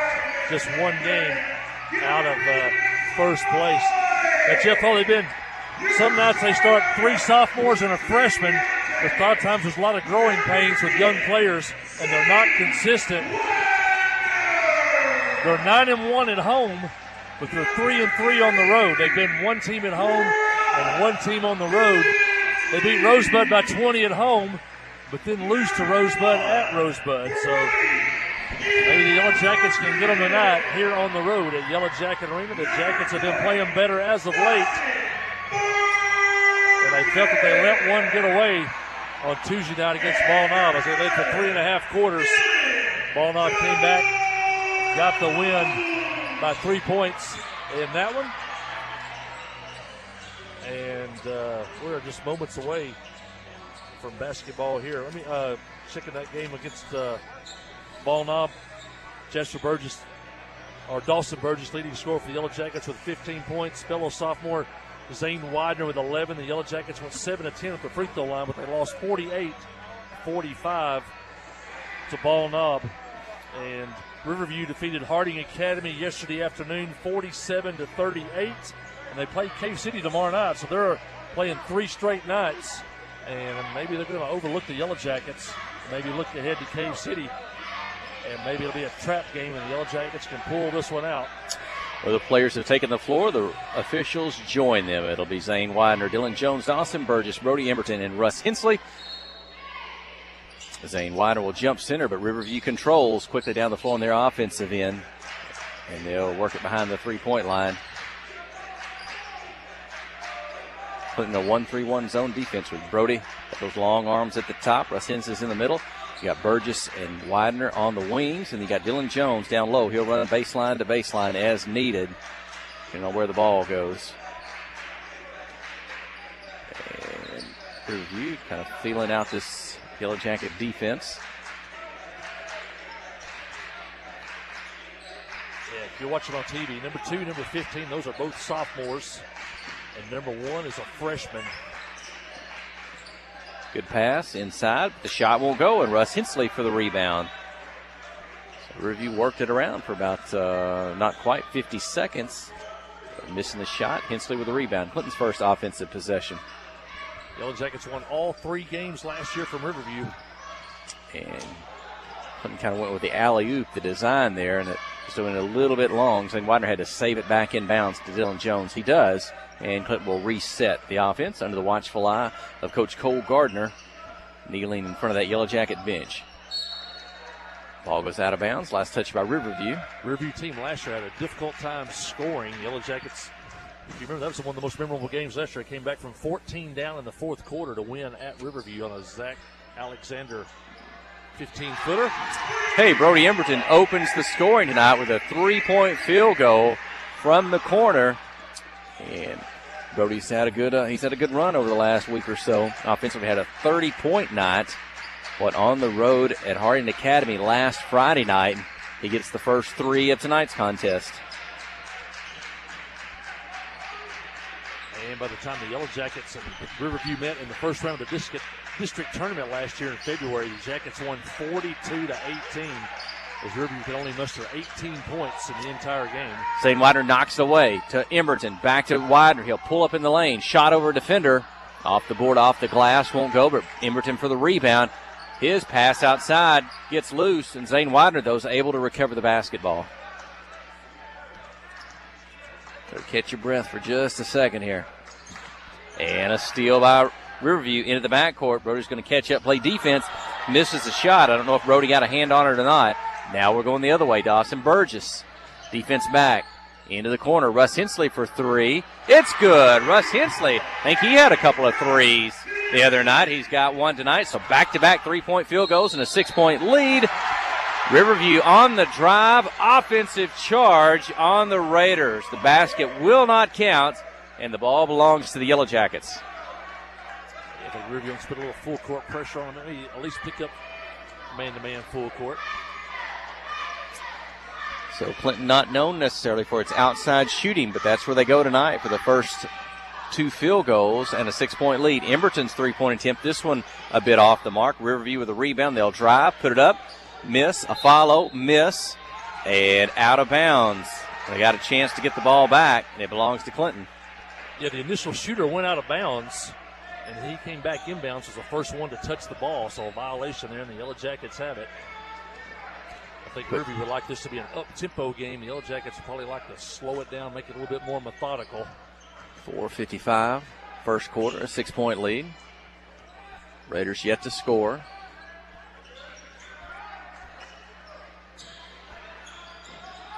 Emberton on the drive. He'll take his defender, then he'll pull up, shoot the jumper. It won't go. Riverview with a rebound. Quickly down the floor. Defense there into the lane. It's a floater off the glass through the basket. First points of the night for Riverview. They trail 6-2. Yeah, it's a Darian Baker, 6'3", 185-pound freshman. Well, we saw a really good junior boys team in Riverview with lots of size. He could be on that team. There's another good bunch of athletes coming for Riverview. Hensley fakes the 3, gets the defender to go by him, passes it off to Widener. Zane's 2-point attempt won't go. Tipped out on the Down the floor, Raiders come up with it. They'll drive, shoot, foul called on Dylan Jones. Free throws upcoming for Riverview. Exactly 4 minutes remaining in the first quarter and a 4-point lead for Clinton. This is Earl. He's a 6'4", 175-pounder listed on the roster. He's only a sophomore. And there were two young men, two brothers, that also would have been on this team. They're now, I believe, in Paragould. Father got a job at the school in Paragould. And there would be two more really good basketball players on this team. Missed the first free throw, but making the second. 6-3. I think those points are by Aquila Earl.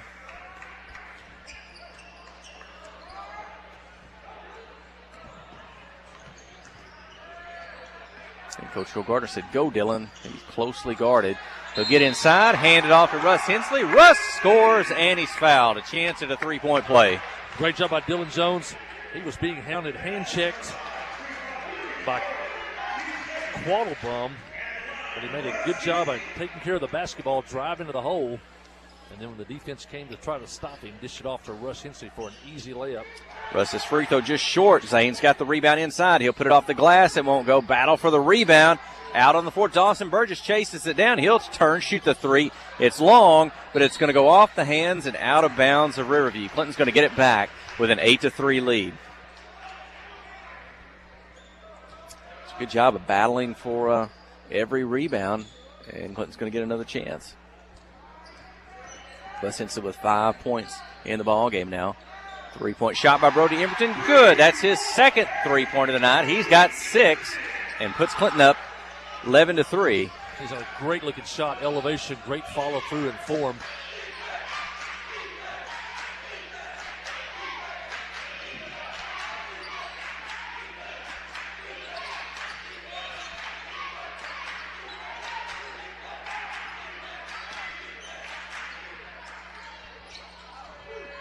Shot up won't go. Rebound by Emberton. That's one of the keys to the game is defensive boards. You can't let Riverview get more than one shot. Widener had it knocked away. Now the Raiders will have it across midcourt. 2 minutes, 40 seconds in the first. They're going to drive all the way and dropping the shot in for the Raiders. That is Joseph. No, that is, I don't know, number 5. I don't have him on my roster. I saw that. Officer Ayers stopped by. Officer Ayers stopped by and talked about his halftime shooting ability there. He also said something about it cost him $17, so I don't know if he came out ahead on that or not. As Burgess scores. Dawson Burgess for 2.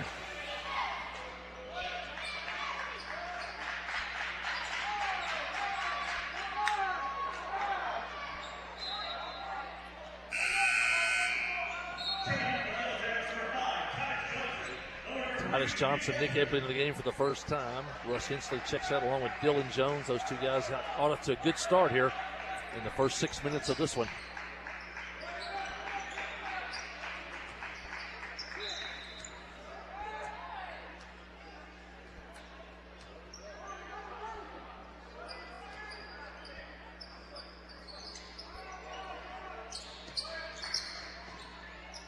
Oh, Dawson Burgess goes up and over a Raider trying to block the shot, and he's gonna come down. Let's see, he'll roll over and see if he can walk this one off.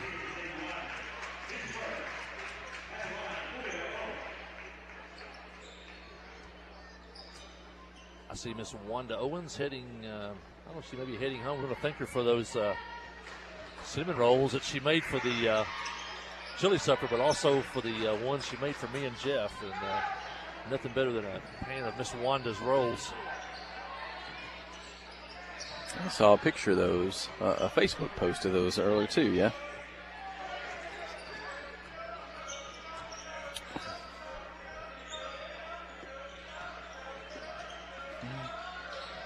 Mm-hmm. 13-7, a minute 25, clock running in the first quarter. Zane Widener closely guarded. He's fouled. Third foul of the night on Riverview. 2 against the Yellowjackets. And Clinton will inbound from what we used to call the old 5-second mark. That's no longer marked on the court. Below our broadcast position here, seated above the visiting side here at Yellow Jacket Arena.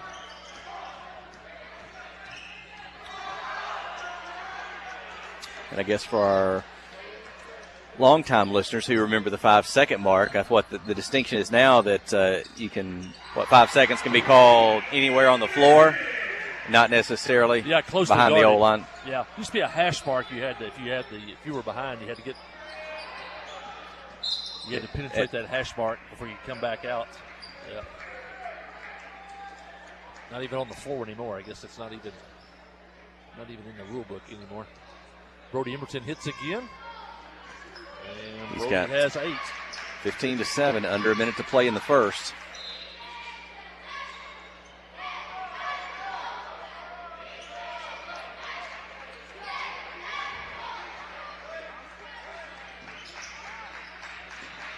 Payment in town tomorrow night. Payment beat Riverview last week. Raiders drive down the left side, shot up and won't go. And Nick Epley into the ball game has the rebound. So it's Epley, Widener, Hensley, Emberton, and Titus Johnson.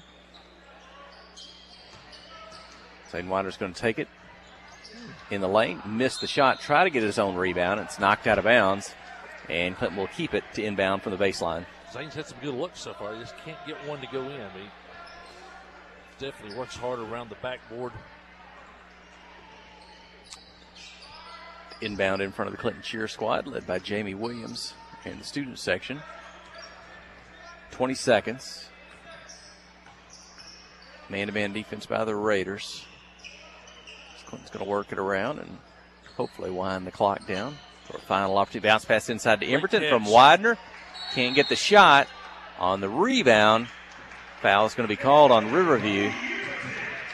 That's a great catch by Brody Emberton. No, it's going to go against Clinton. Wow. I didn't see that one. Looked like the Yellowjackets might have had the rebound and a reach in by Riverview, but 6 seconds. Drew's quickly going to get it down the floor, into the lane. Up, won't go. Oh, Riverview misses a good opportunity to score there to close out the first. Instead, it's the Yellowjackets on top by 10, 17-7 at the end of one. You're listening to KHPQ and Clinton High School Sports. Towing and recovery is the last thing you think about until you really need it. Then you really want the best. There's only one name to call, Justin's Collision Repair Towing and Recovery. They have the largest and latest model recovery fleet in North Central Arkansas. From small towing to heavy-duty towing, Justin's Collision Repair Towing and Recovery on Highway 65 in Clinton is the one to call, 745-2992. That's Justin's Collision Repair Towing and Recovery, 745-2992. Life is better with basketball and with First Security. We have the resources and the know-how to assist with your needs, plus a local team you can count on. So you're making better plays because First Security is making better happen during this season and every season. What's your better? Get there with us. Stop by your local First Security Banking Center or visit us online at fsbank.com today. First Security. Bank better. Member FDIC, Equal Housing Lender. Good first quarter for the Yellowjackets. It'll be 17-7 here over the Riverview. Should be a good ball game. Stay with us on this one. Both teams very athletic, getting up and down the floor. The Yellowjackets led in scoring in that first quarter by Brody Emberton's 8 points, and Russ Hensley followed with 5. Dawson Burgess has a pair. Jackets lead 17-7, and Dylan Jones back in the game for the Yellowjackets. Well, a good start by Clinton again. And we talked about, kind of Clinton's got a low-scoring offense this season, and to get 17 in the opening quarter, to have a 10-point lead, and that's a good start for the Clinton senior boys. And let's see if they can hold down the Raiders as we get here into the second quarter. Clinton basketball, empty from the baseline, inside to Burgess. Tipped, Clinton gets it back. Brody Emberton for a quick three, up, it won't go. Rebound, Riverview ahead. Maybe 2-on-2. Jones giving chase. Brody Emberton gets the block. He's going to get it, keep it himself. He's down the floor. A couple defenders. He splits them. Johnson inside. Back to Russ Hensley. And his official's going to say he didn't get his feet set, that he traveled before he could get that shot off. A turnover. Back to Riverview. Good hustle by Brody Emberton, though. got back down the floor, blocked the shot, got it back into the front court. The Jackets couldn't take advantage of it, but heck of a play by Brody Emberton.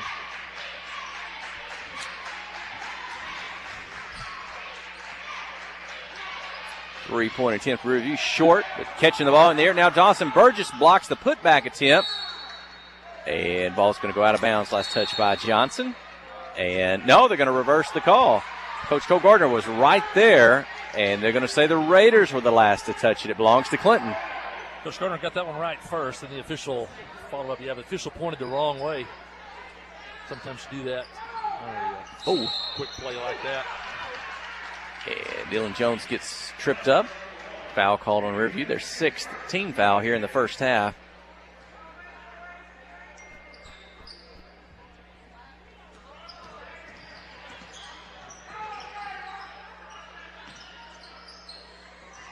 Russ this bounce pass to Dawson Burgess. Dawson spins, gets his shots blocked, tipped out.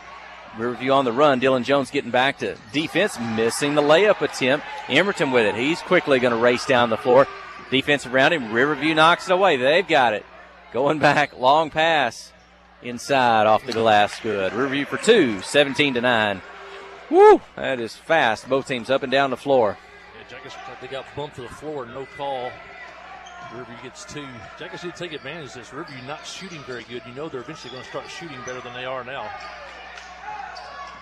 Dylan Jones in the corner. He's open for 3. A little bit long. It won't go. Riverview's got it. They're going to push it down the floor. Defense in front. Between 2 defenders. Gets it up and in. Like almost how they do that with that many defenders around. Coach Cole Gardner wants a timeout. 6:10 remaining in the second. 17-11. Good time out there because that last minute was the pace that Riverview wants to play at. You got to get a timeout and stop it and get it back into more of a half-court game. But Yellowjackets need to take advantage. Riverview has not shot well in the first half, and they've had some pretty good looks and missed them. You know they're eventually going to start hitting some of those. So Jackets can take advantage, try to push the lead out here. Led 17-7 coming into the quarter. And Riverview scored 4 straight. Riverview wants you to come down and shoot up a quick one and try to get that running game going.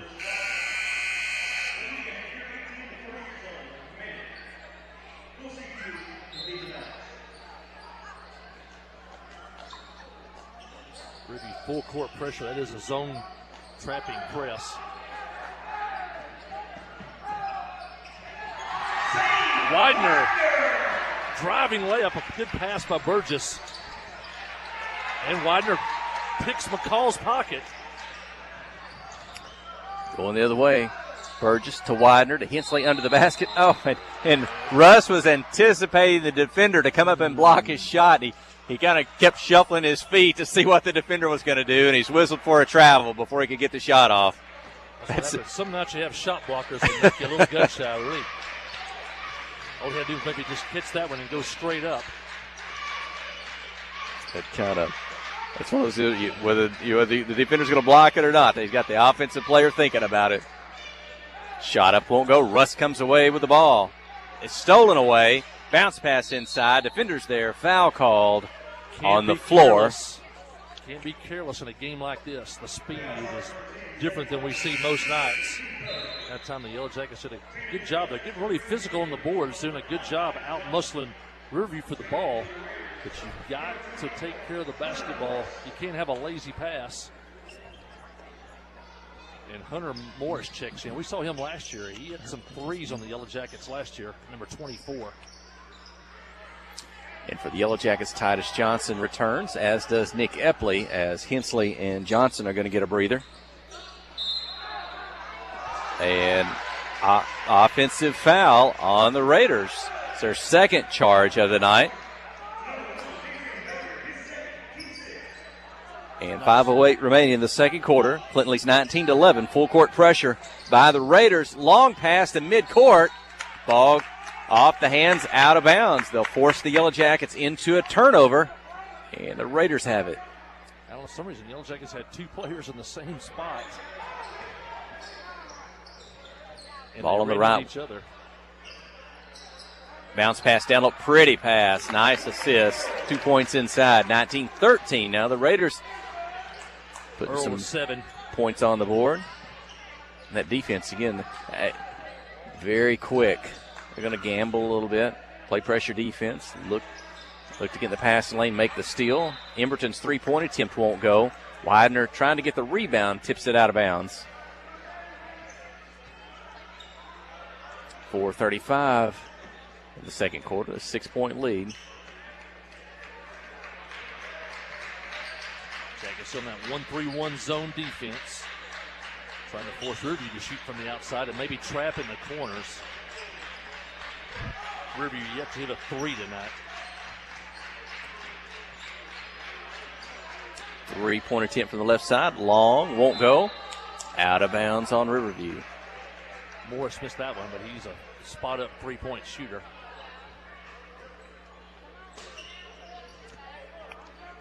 Emberton inbounds to Epley.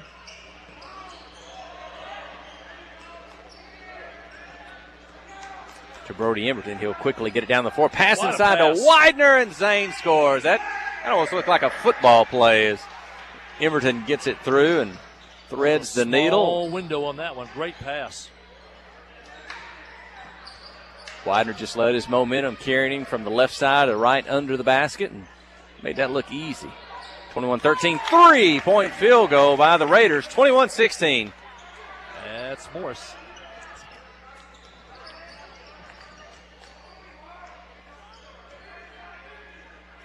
Three and a half to go in the second quarter. Clinton has led throughout this one. Raiders have cut it to 5. Pass to Widener on the move from Burgess, and Zane scores. Back-to-back field goals off the glass, 23-16. He's hanging off to a slow start, but he's starting to heat up now. He's got 6. The Yellowjackets need to stop on defense. And all that just kind of comes on the movement of the offense, moving through the lane, and then the teammate able to make that assist in the pass. Just like you draw it up if you're Coach Cole Gardner. Pass inside, Raiders score, 23-18. Earl now with 9, leading scorer for Riverview.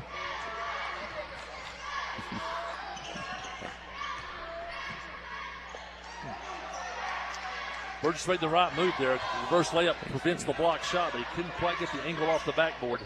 Pass inside, deflected. Nick Epley ends up with it. Riverview's quick. Nick Epley's got the quickness to match them. He'll get it down the floor to Widener. Zane wants to drive, and he'll kick it back out. Burgess ends up with it in the corner. His three-point attempt won't go. Emberton for the putback, 25-18. Getting the side of the backboard helped Brody get that rebound. So Emberton is at his 10th point. Brody with 10. Long three-point attempt. Nick Epley saves it back inbounds to Zane Widener. Clinton has it with 2 minutes remaining in the second quarter. Jackets enter the quarter with a 10-point lead. 3-point basket here. Get that 10-point lead back. Under 2 minutes to play here in the half.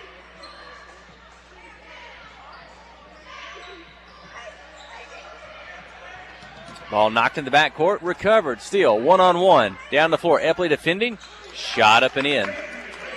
So quick on making the move to make the steal, knocking to the backcourt, able to run it down. It looked like that ball was going to go out of bounds. Yeah, that's a ninth grader hand in the passing lane making the steal.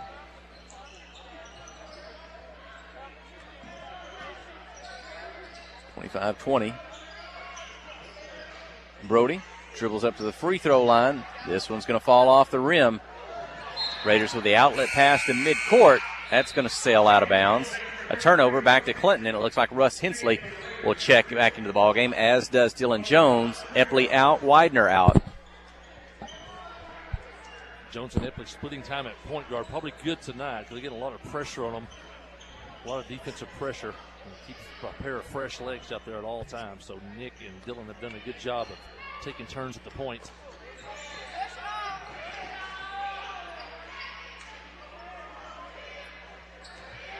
Dawson off a screen by Russ Hensley. Then Russ pops out behind the three-point line. Russ is going to dribble and draws the foul in the lane. He kind of got inside the free throw line and then spun right and left. Was able to draw a foul. 2 free throws upcoming. Jackets only shot 1 free throw so far in the half. And that was also by Russ in the first quarter. Jackets have shot mostly from the perimeter. Not a lot of fouls on. That's only the 7th foul on Riverview. Clinton only has 3, 10 total by both teams. As Russ hits the first one.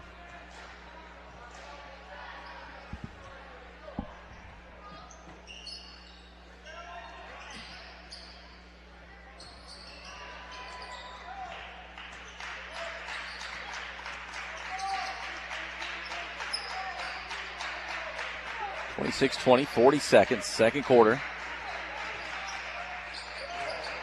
Inside, shot up and in. Raiders have cut it to 4. That's the closest they've been, I think, since early in this one. 26-22. Clinton would probably like to be able to keep the ball for a last shot with 23 seconds. Dylan Jones going to draw some pressure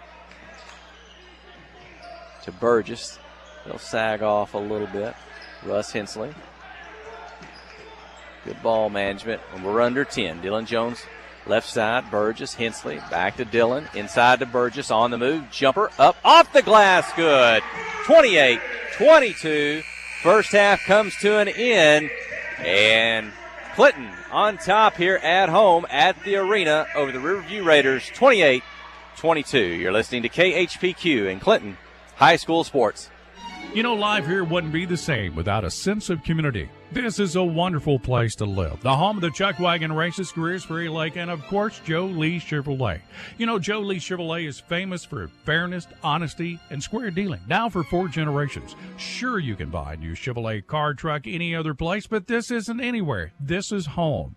They invite you to come on down to Joe Lee Chevrolet, where they have large rebates and incentives plus low interest rates. Joe Lee Chevrolet, Highway 65 South in Clinton.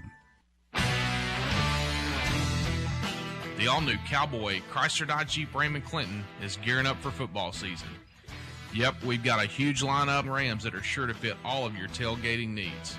So put on that lucky jersey and score huge savings during the summer clearance event. Can't wait to see you at the all-new Cowboy Chrysler Dodge Jeep Ram Clinton and at cowboycdjr.com.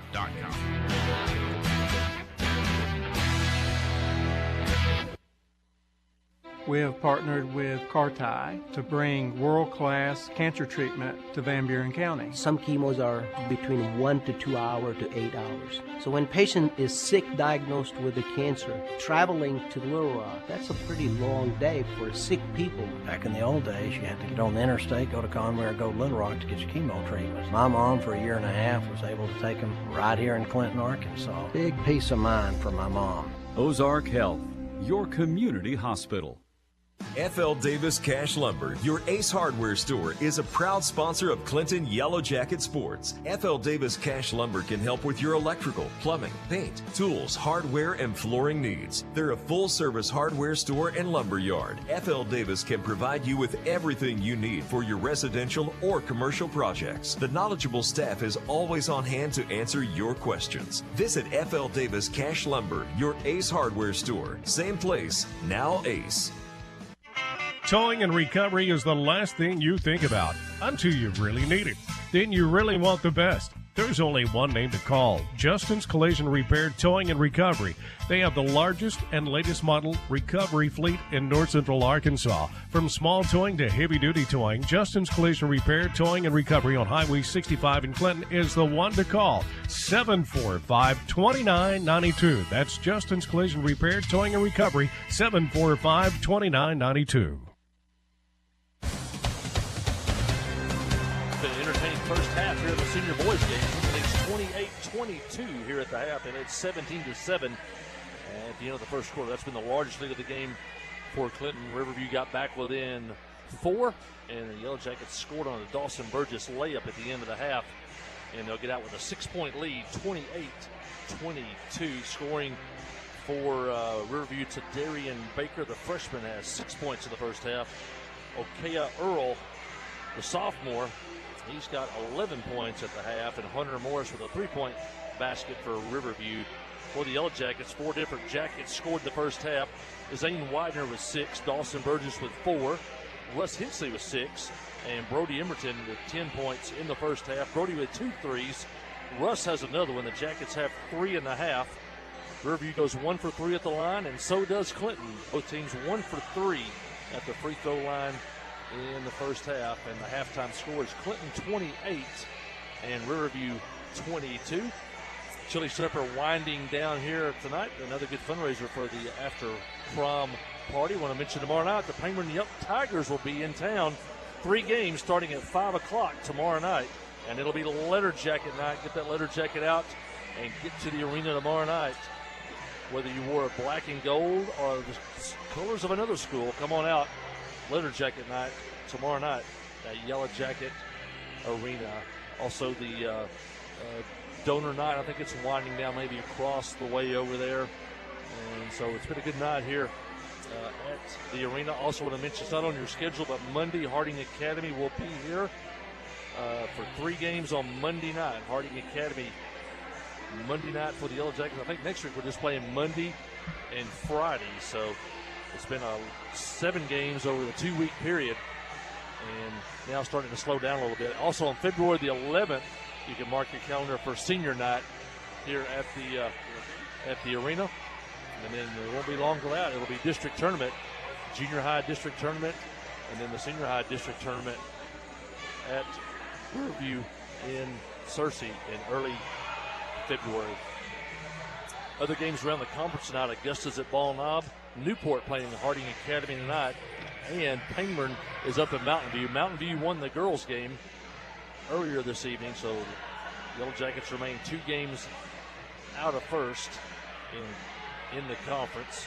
And boys' game, though, Pangburn leads at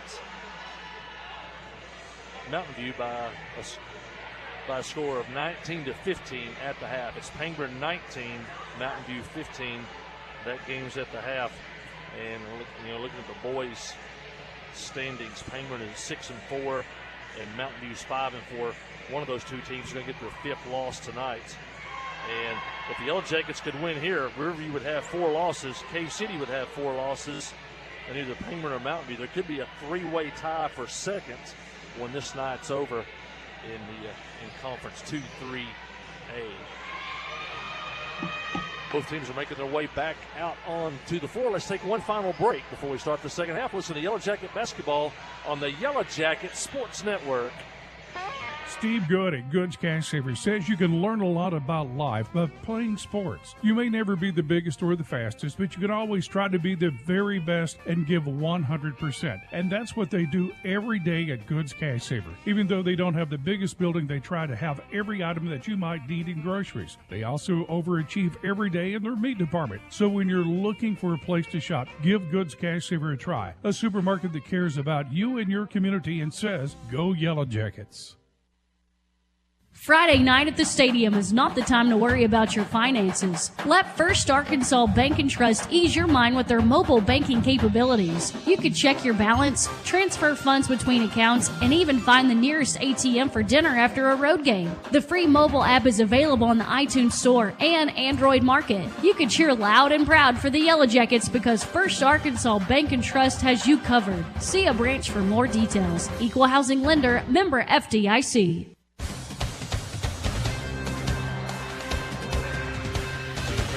Back out onto the floor. Riverview will have the ball to start the second half. Riverview won the 2007 state championship under Danny Starkey. Ben Jones, the head coach of Pangburn, was on that team, who's also the older brother of Tim Jones, who was one time the coach here at Clinton, who's now junior high assistant coach now. Actually, junior high head coach at Cabot, along with our old buddy Jeremy Carson. He's also at Cabot. They had 2 junior highs. Jeremy Carson's coaching one. Tim Jones used to be here is coaching another one.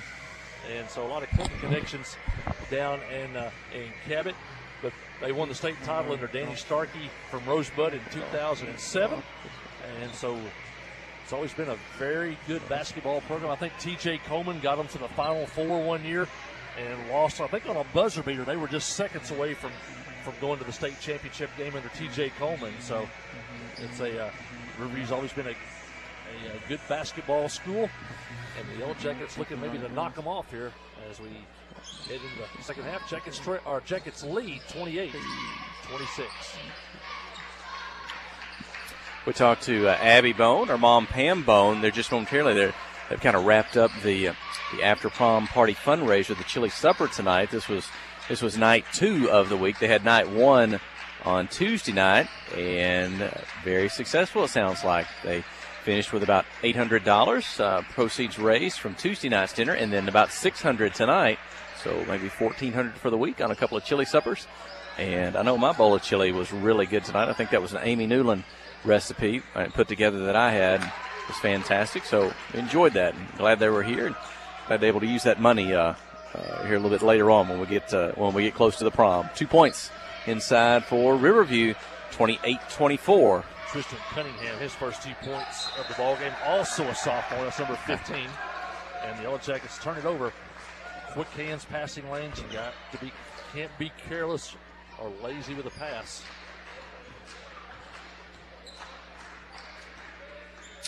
It's a 4-point lead. I don't think it's been that close, maybe since it was 5-2. I mean, there's a 4-point lead earlier, and maybe in the second quarter, but 5-2, I think was the last time. Maybe it was a 3-point deficit in the ball game. Led by as many as 10, and a 3-point field goal by Riverview cuts it to 1. Clinton 28, Riverview 27. The first half, and he opens the second half with 5.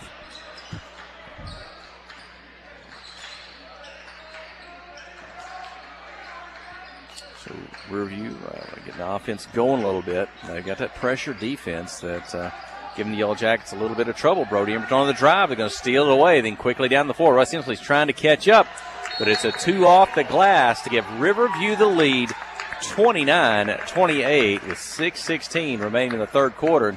Coach Cole Gardner wants a timeout. And on offense, when they're in that man-to-man, you have to set screens. You have to free people up. You can't run long and run by your screen and allow the defender to slide between the screener and you. You have to set screens. Have to be quick, forceful passes. It's a different level of speed than we see most nights. And Riverview comes out and scores 7 straight. They can score and score quickly. Did not shoot real well in the first half. That's why I said Clinton need to take maybe an advantage, try to increase the lead. Did get the lead by as many as 10 at one point. Now the Jackets will have to battle from behind here.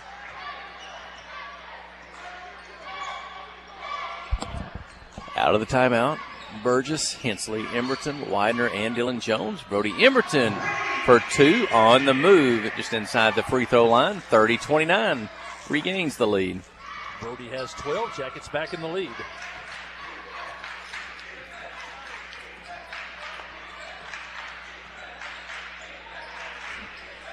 Raiders into the corner, 3-point shot up and in, back-to-back threes. But by the Raiders, or at least 2 in their last 3 field goals, 32-30. Cunningham scored all 8 Riverview points here in the second half.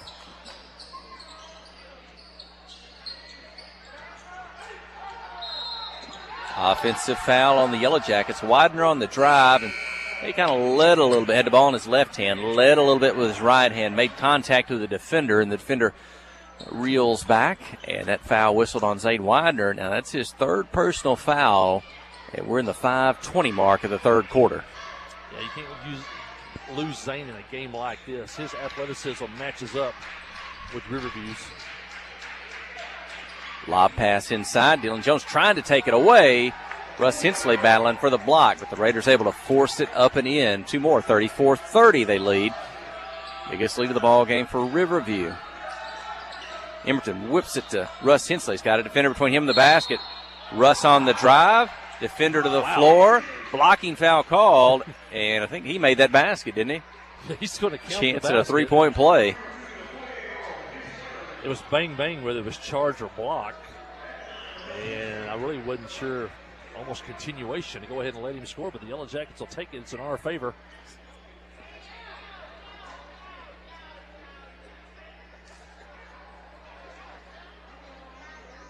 As the officials discuss it here.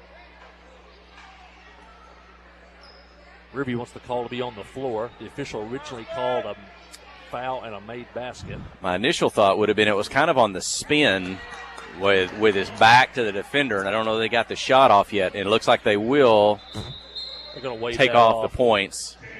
Say what, that foul was on the floor? That's the correct call. Take the 2 off the board. Clinton has the basketball. Inbound from the baseline. First foul of the second half against Riverview. Emberton inbound. Back out to Widener, just behind the three-point line, over to Hensley. And Epley. Long three by Nick Epley. Good! 3-point field goal. Pulls Clinton within 1, 34-33. Nick for 3. Had one at Rosebud. Well, they left him alone. There was space there. I think he thought about it for a second and thought, I'm going to shoot it. And he makes good on it. In the lane, also kind of left it alone a little bit there. Took one dribble down and able to make the shot from about McCall 8-10 didn't score feet. in the first half. He's got 4. He was their leading scorer last year, the junior. Robert McCall. Burgess has the ball stripped. He'll run it down in the corner. Toss it back out. Zane's going to turn, drive, take it, and put it off the glass. Good. 36-35. Widener has 8. Teams are trading baskets now.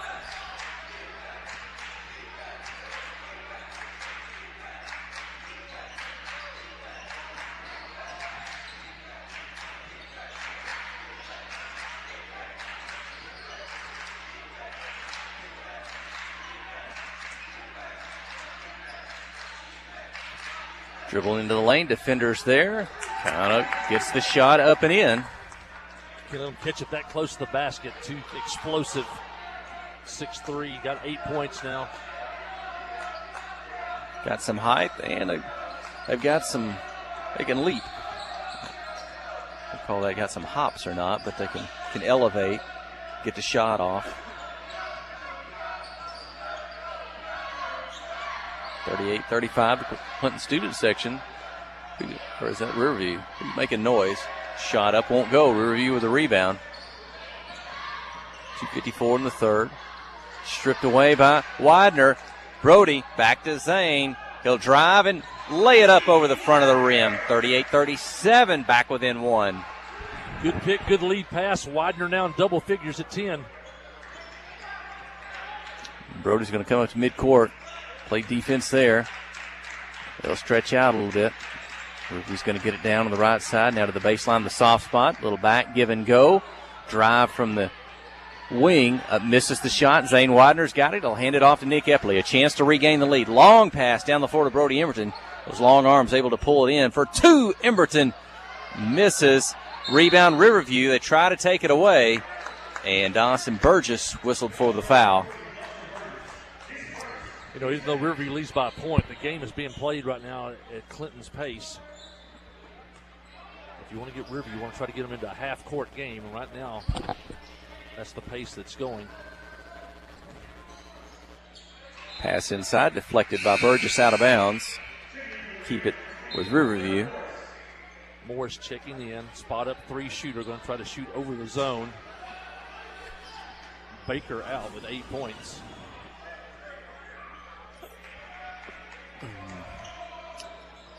Looking inbound, bounce pass just outside the lane. Shot up and in. 2 for Riverview, 40-37. Inbound, Brody Emberton's got it across midcourt on the right side, just in front of Coach Cole Gardner. Well, he'll pass it away. Epley's at the top. He'll back up to the midcourt circle, set the offense. Widener, Emberton pop out on the wings. Brody's open for 3. This one won't go. Widener keeps it alive and tips it. I don't know if he was trying to get the shot or just trying to tip it amongst the Raiders to keep it alive, but it's up and in, 40-39. Hey, if you can't get it, you never know. You tip it, keep it alive. Maybe you get the rebound. That time the Yellow Jackets actually got the points out of it. 1-point ball game. This third quarter's gone back and forth. 3-point attempt, Riverview, good. 43-39. Back to their biggest lead of the ball game. 11. He's got them all here in the second half. Epley with it. Emberton, 1 minute remaining in the third quarter.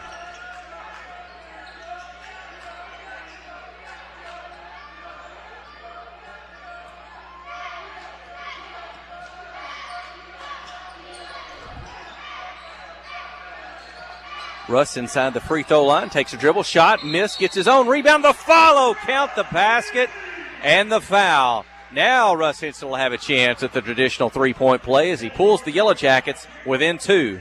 Well, Yellowjackets have done a great job on the offensive boards. They've stayed relentless against this big, quick-jumping team from Riverview, and they've got their share of offensive shots just like that one, and Russ to the line to cut it to 1. He gets the free throw, 43-42, back to 1.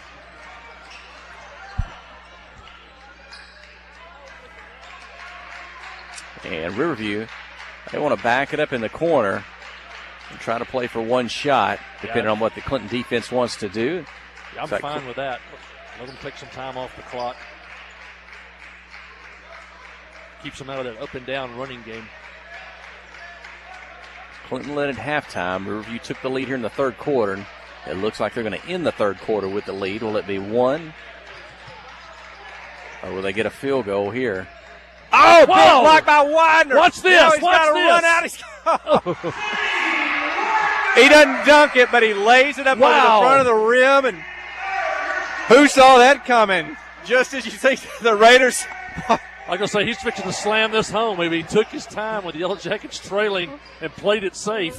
And wow, what a play by the defense sophomore. And then offense. Highlight Zane Widener and the Razorback. The Yellowjackets are not going to trail at the end of the third quarter. They're ahead by 1 when we return. You're listening to KHPQ and Clinton High School Sports. Wherever the river flows and however the game goes. The River Company is a proud sponsor of Clinton Yellowjacket Sports. Just like in sports, you want someone who has your back. The professional team at the River Company Insurance does just that. They'll work hard to find you the most coverage at the best possible price. Whether it's business, farm, ranch, personal, or automotive, the team at the River Company will get you exactly what you need. Sports is a team effort, so come join the team at the River, formerly S&P Insurance. The Blagg Law Firm is a proud supporter of Clinton High School Yellowjacket sports. When you need an attorney, call the Blagg Law Firm. Whether it's an injury accident, criminal defense, DWI, family dispute, or Social Security disability, Ralph Blagg believes in equal justice for all.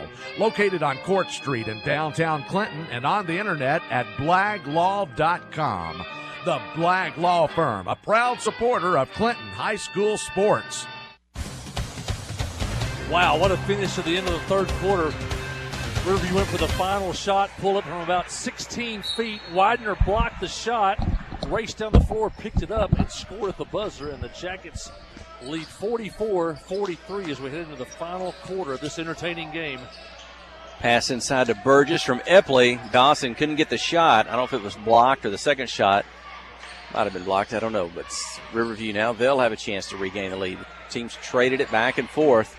There in the third, Riverview led by as many as 4. Clinton led almost the entirety of the first half. I believe now there's a foul inside against the Yellowjackets. Not much foul trouble for Clinton. That's only their third team foul here in the second half. Riverview has 2. That was a late call. Shot was already off the backboard. The official blew the whistle. McCall's going to go to the line. Riverview 1 for 3 at the line. They've only shot 3 free throws so far tonight. Coach Cole Gardner got a little explanation on the sideline of what happened there and got to visit with the official. First free throw's up and in, tied at 44. The second is good as well. 45-42 Raiders. A little pressure in the backcourt. Now they'll meet at midcourt as they drop back. Nick Epley, Zane Widener, Brody Emberton, Russ Hensley, Dawson Burgess. Widener on the drive. Ball gets loose, out of bounds, and it belongs to Riverview.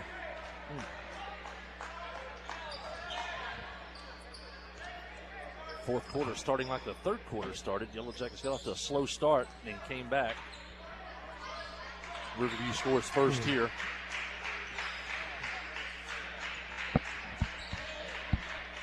Morris out of the game. Baker, number 1, back in the ball game. Has the ball there at midcourt. Yellowjackets, they're kind of extending that 1-3-1. Emberton out. And Dawson Burgess as well. And the steal into the pass lane by Widener. He's going to go one-on-one, take it. And he gets the shot, got it blocked going up in the air. He won't get the basket, but he'll go to the free throw line. The foul called. Widener for 2 shots. Another great defensive play by Zane Widener. Got into the passing lane, got down the floor. Shot challenge at the basket, and he'll head to the free throw line. He's the only player other than Russ to shoot a free throw tonight for Clinton. That's another kind of talked about a play earlier that kind of looked like a football play, a football pass from Emerton to Widener. Zane's kind of making that look like a football player when he's on that offside away from the ball, and then he sees that lazy pass coming. He takes off, gets in that passing lane, picks it off, and he's racing down the court. Widener's got 16, 10 in the second half.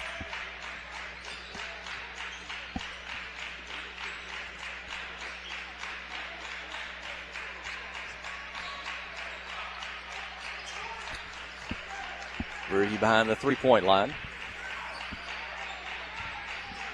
Clinton still in that 1-3-1. Emerton at the top. Going to drive. Bounce pass inside. Nick Epley knocks it away. He's going to keep it himself. Up the floor across midcourt. Defender in front of him. And he's going to dribble away. Get it back to Widener. Kick out. Russ Hensley for three from the right side. Won't go. High for the rebound with Burgess and Emerton. They couldn't pull it in before the ball goes out of bounds. Good job by Nick on the steal. Smart decision in the front court to pull it out and try to run the offense there. Yellowjackets shot one up pretty quick there. Leading by a point. Titus Johnson back in for Clinton. Timeout, Riverview. 6 minutes remaining. We'll take the break. You're listening to KHPQ in Clinton High School Sports.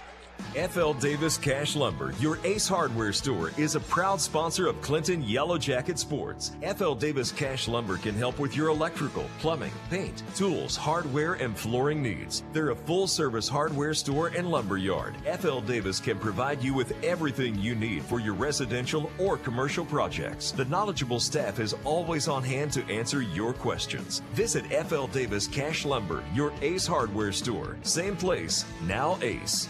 Wherever the river flows and however the game goes.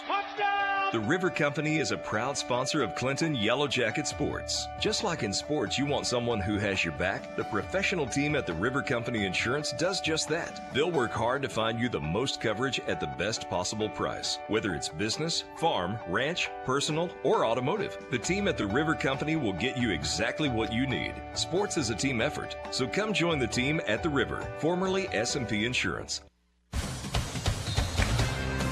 Riverview has the ball coming out of the timeout. Baker's foul. He'll head to the line with a chance to put Riverview back in the lead.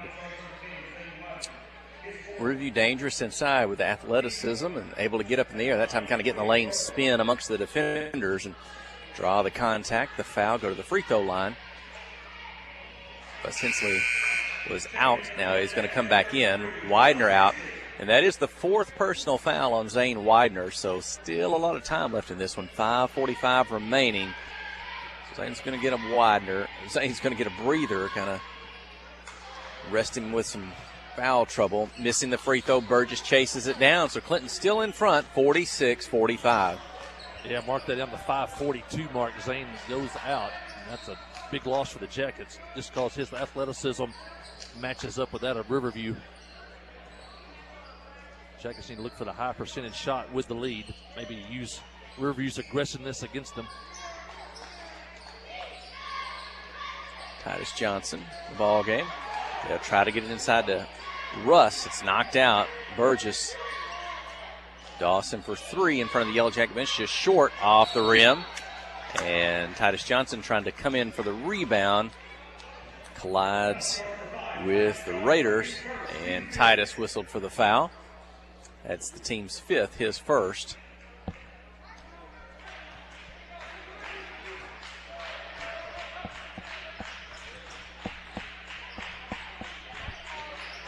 Bounce pass near the free throw line. Toss it back out. Titus Johnson now at the top of that 1-3-1. Drive in the lane. Shot up won't go. Rebound put back off the glass. Good. And Raiders get the two, but slow to get up. Sophomore Earl, 6'4", 175. He's had a heck of a game tonight. 17 points on the night for Earl. Coach Pettis on the floor. McCall helping Earl to the bench.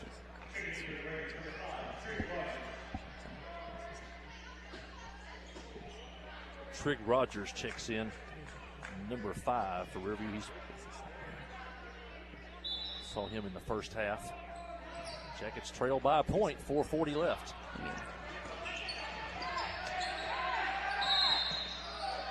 Good timeout by Coach Gardner. Not so much about strategy, but just save the possession as Nick was trapped at midcourt. You never want to cross midcourt and then get that double team. Trailing by 1, 4:35 remaining. Let's keep it here. Let's look at the upcoming schedule. Coming up, we're going to be back here tomorrow night and then games next week. What's it look like?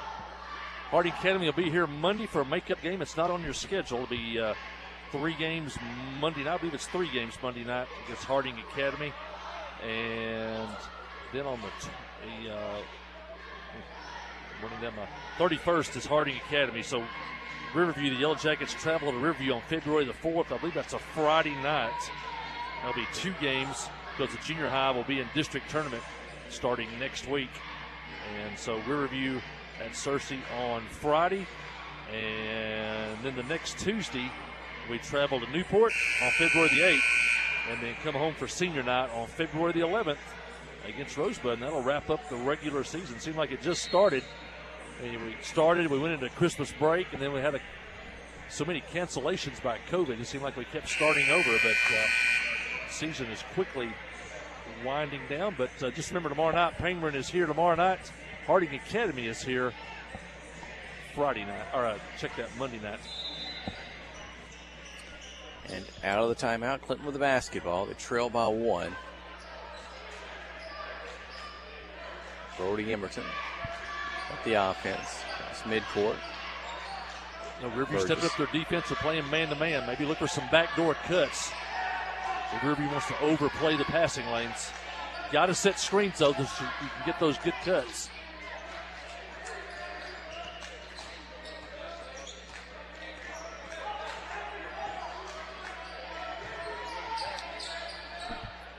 And Earls, he's back in the ball game for Riverview. Came back in after that timeout. Went out just before that, slow to get up after that made basket. But good to see that he's not got an injury that's, he's hobbling a little bit, getting up down to the floor, but he is back in the ball game.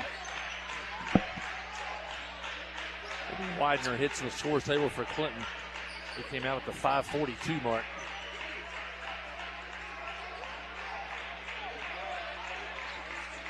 Trotting by 1.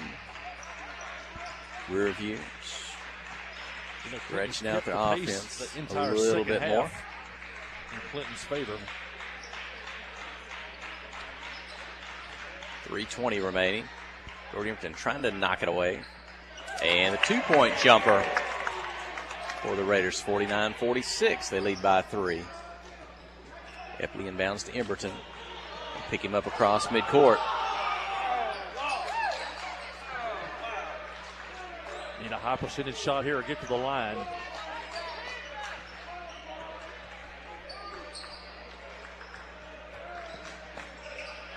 Gave Austin Burgess a little bit of room there. Let's see if he gets it back. They give that kind of space. He might shoot a 3. They're using a man-to-man defense. Nick Epley's going to drive. The lane cleared out, and he got to the basket, but it wouldn't fall. Long pass down the floor, ahead of the pack. Raiders score, and that's their biggest lead of the night, 51-46. 2.5 remaining. Timeout. We'll take the break. You're listening to KHPQ in Clinton High School Sports. Conway Regional has been the community's hospital for 100 years, providing high-quality, compassionate care. As our community continues to grow, we're growing alongside you to ensure all of your healthcare needs are met right here in Conway. When your family needs emergency care, you can trust our board-certified providers to provide you with the comprehensive care you deserve when you need it most. When you're facing an emergency, trust the care you'll find down the hallway, not down the highway. At Conway Regional, we're not just growing, we're growing together.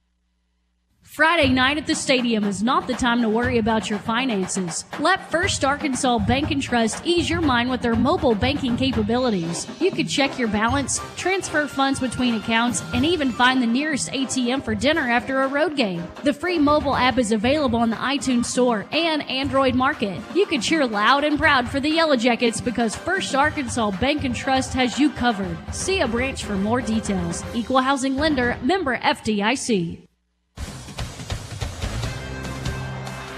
Wayne Widener left the game with 5:42 left in the fourth quarter with 4 fouls. Since that point, Riverview has outscored the Yellowjackets 6-0, and the Yellowjacket 46-45 lead. There's now a 51-46 deficit. Still time left, though. 2:32 left. Widener back in the game, and the Yellowjackets have got the score. Dylan Jones and Hensley back in the ball game.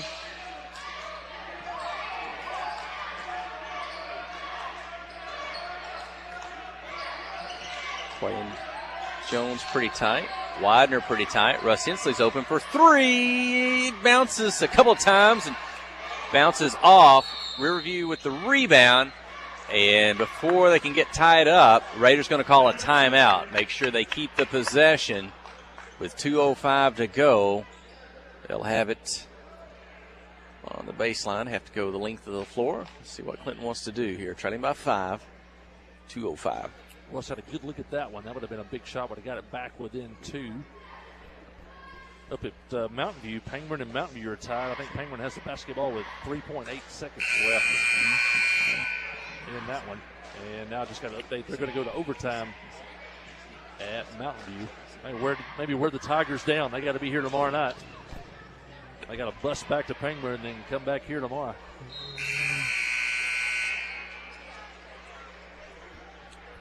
See what the Yellowjackets want to do here.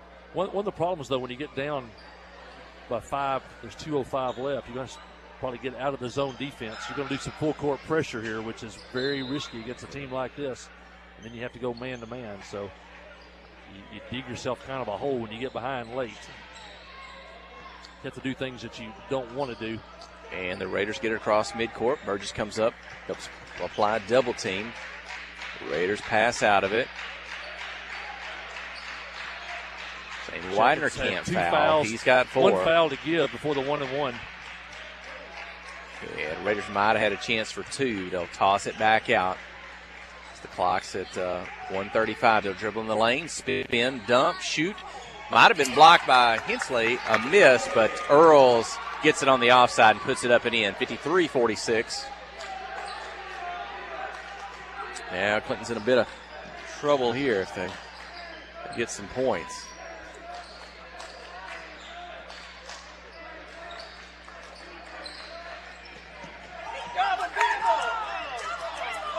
Dylan Jones for 3 from the right wing. Won't go. Burgess rebound inside. Earls knocks it away from him. Out of bounds. Keep it with Clinton. 1:04 seconds remaining.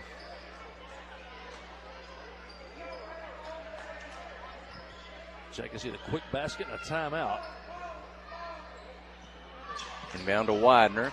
Picks up his dribble. Back to Dylan Jones. To Emberton. Under a minute. Kick out to Russ Hensley. He's open for the 3. Top of the key, short off the front of the rim.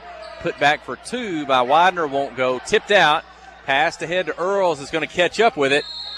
Oh, he'll miss the layup, but he's fouled from behind by Dylan Jones. Earls will go to the free throw line with 43 seconds remaining. A 7-point lead. Earls will kind of hobble back to the free throw line, and hopefully he's no worse for the wear after that full speed foul. Jackets haven't scored since the 6:02 mark. There's now 43 seconds left in the game. They've been outscored now 9-0. And he gets the first free throw. Coach Cole Gardner wants a timeout. Trailing by 8, a free throw. When we return, you're listening to KHPQ in Clinton High School Sports. You know, life here wouldn't be the same without a sense of community. This is a wonderful place to live. The home of the Chuck Wagon Races, Greers Ferry Lake, and of course, Joe Lee Chevrolet. You know, Joe Lee Chevrolet is famous for fairness, honesty, and square dealing. Now for 4 generations. Sure, you can buy a new Chevrolet car, truck, any other place, but this isn't anywhere. This is home. They invite you to come on down to Joe Lee Chevrolet, where they have large rebates and incentives plus low interest rates. Joe Lee Chevrolet, Highway 65 South in Clinton. Towing and recovery is the last thing you think about until you really need it. Then you really want the best. There's only one name to call, Justin's Collision Repair, Towing, and Recovery. They have the largest and latest model recovery fleet in North Central Arkansas. From small towing to heavy-duty towing, Justin's Collision Repair, Towing, and Recovery on Highway 65 in Clinton is the one to call, 745-2992. That's Justin's Collision Repair, Towing, and Recovery, 745-2992. Well, the Yellowjackets last scored at the 6:02 mark of the fourth quarter. They took a 46-45 lead, and the Jackets have not scored since then. There's 43 seconds left in the ball game. They've gone, what was it, 5.5 minutes without scoring.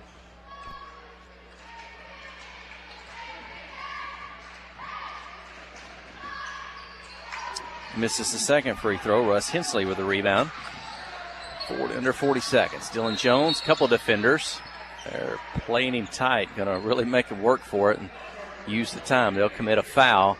They've only got 4, so still some fouls to give. And that sometimes can just help a defense make an offense take more time off the clock without getting to the free throw line. 30 seconds. It was going to be a steal, but the Raiders, they kind of maybe didn't mean to, but he pushed Dylan Jones out of the way to clear for that basketball, and so they won't get a steal. Instead, it's a foul. Ball back to Clinton. It's loose basketball. Cunningham and Jones going for it. Cunningham really gained the advantage, though, by throwing Jones to the floor. Good call by the official. Brody Imperton on the drive. Won't get it. His tip won't go. Maybe a third tip by Burgess won't go. Rebound by Earls and the Raiders. He's fouled. He's going to go to the free throw line for a 1-and-1 opportunity. And the Riverview Raiders are going to win the basketball game tonight. Boy, the ball game that Clinton led the entirety of the first half. They traded the lead back in the fourth during the third. At times it was a 1-point ball game back and forth, and Clinton led they led 46-45 in this one. Riverview has scored 9 straight points. They got a chance for more, but so Clinton's going to be I'm sure somewhat disappointed on a night they led 17-7 to start the ball game, and going to feel like they let this one kind of get away from them at some point tonight here, late, if nothing else, as Earl gets both free throws. 14 seconds across midcourt. Ball gets knocked away from Brody Imberton. Riverview has it. 7-6. He's going to try to steal it back one more time. Dylan Jones whistled for a foul with 2.9. 1-and-1 opportunity. Well, barring a half-court shot, the Yellowjackets are going to go 6 minutes and 2 seconds without scoring here in the fourth quarter. Only going to get 2 points in the quarter. First free throws up and in.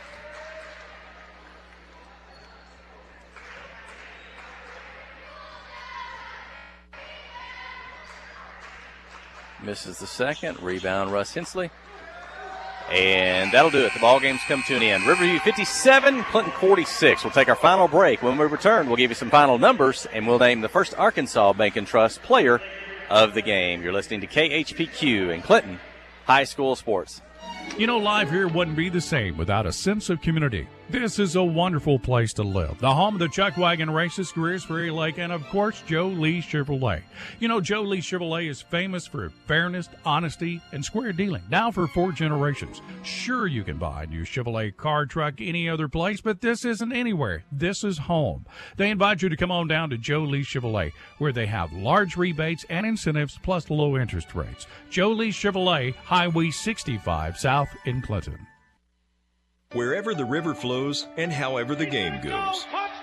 The River Company is a proud sponsor of Clinton Yellowjacket Sports. Just like in sports, you want someone who has your back. The professional team at the River Company Insurance does just that. They'll work hard to find you the most coverage at the best possible price. Whether it's business, farm, ranch, personal, or automotive, the team at the River Company will get you exactly what you need. Sports is a team effort, so come join the team at the River, formerly S&P Insurance. The Blagg Law Firm is a proud supporter of Clinton High School Yellowjacket sports. When you need an attorney, call the Blagg Law Firm. Whether it's an injury accident, criminal defense, DWI, family dispute, or Social Security disability, Ralph Blagg believes in equal justice for all. Located on Court Street in downtown Clinton and on the internet at blagglaw.com. The Blagg Law Firm, a proud supporter of Clinton High School sports. F.L. Davis Cash Lumber, your Ace Hardware store, is a proud sponsor of Clinton Yellowjacket Sports. F.L. Davis Cash Lumber can help with your electrical, plumbing, paint, tools, hardware, and flooring needs. They're a full-service hardware store and lumber yard. F.L. Davis can provide you with everything you need for your residential or commercial projects. The knowledgeable staff is always on hand to answer your questions. Visit F.L. Davis Cash Lumber, your Ace Hardware store. Same place, now Ace. Steve Good at Goods Cash Savers says you can learn a lot about life by playing sports. You may never be the biggest or the fastest, but you can always try to be the very best and give 100%. And that's what they do every day at Goods Cash Savers. Even though they don't have the biggest building, they try to have every item that you might need in groceries. They also overachieve every day in their meat department. So when you're looking for a place to shop, give Goods Cash Savers a try. A supermarket that cares about you and your community and says, go Yellowjackets. Life is better with basketball and with First Security. We have the resources and the know-how to assist with your needs, plus a local team you can count on.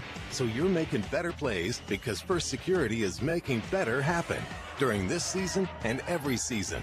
What's your better? Get there with us. Stop by your local First Security Banking Center or visit us online at fsbank.com today. First Security. Bank better. Member FDIC, Equal Housing Lender.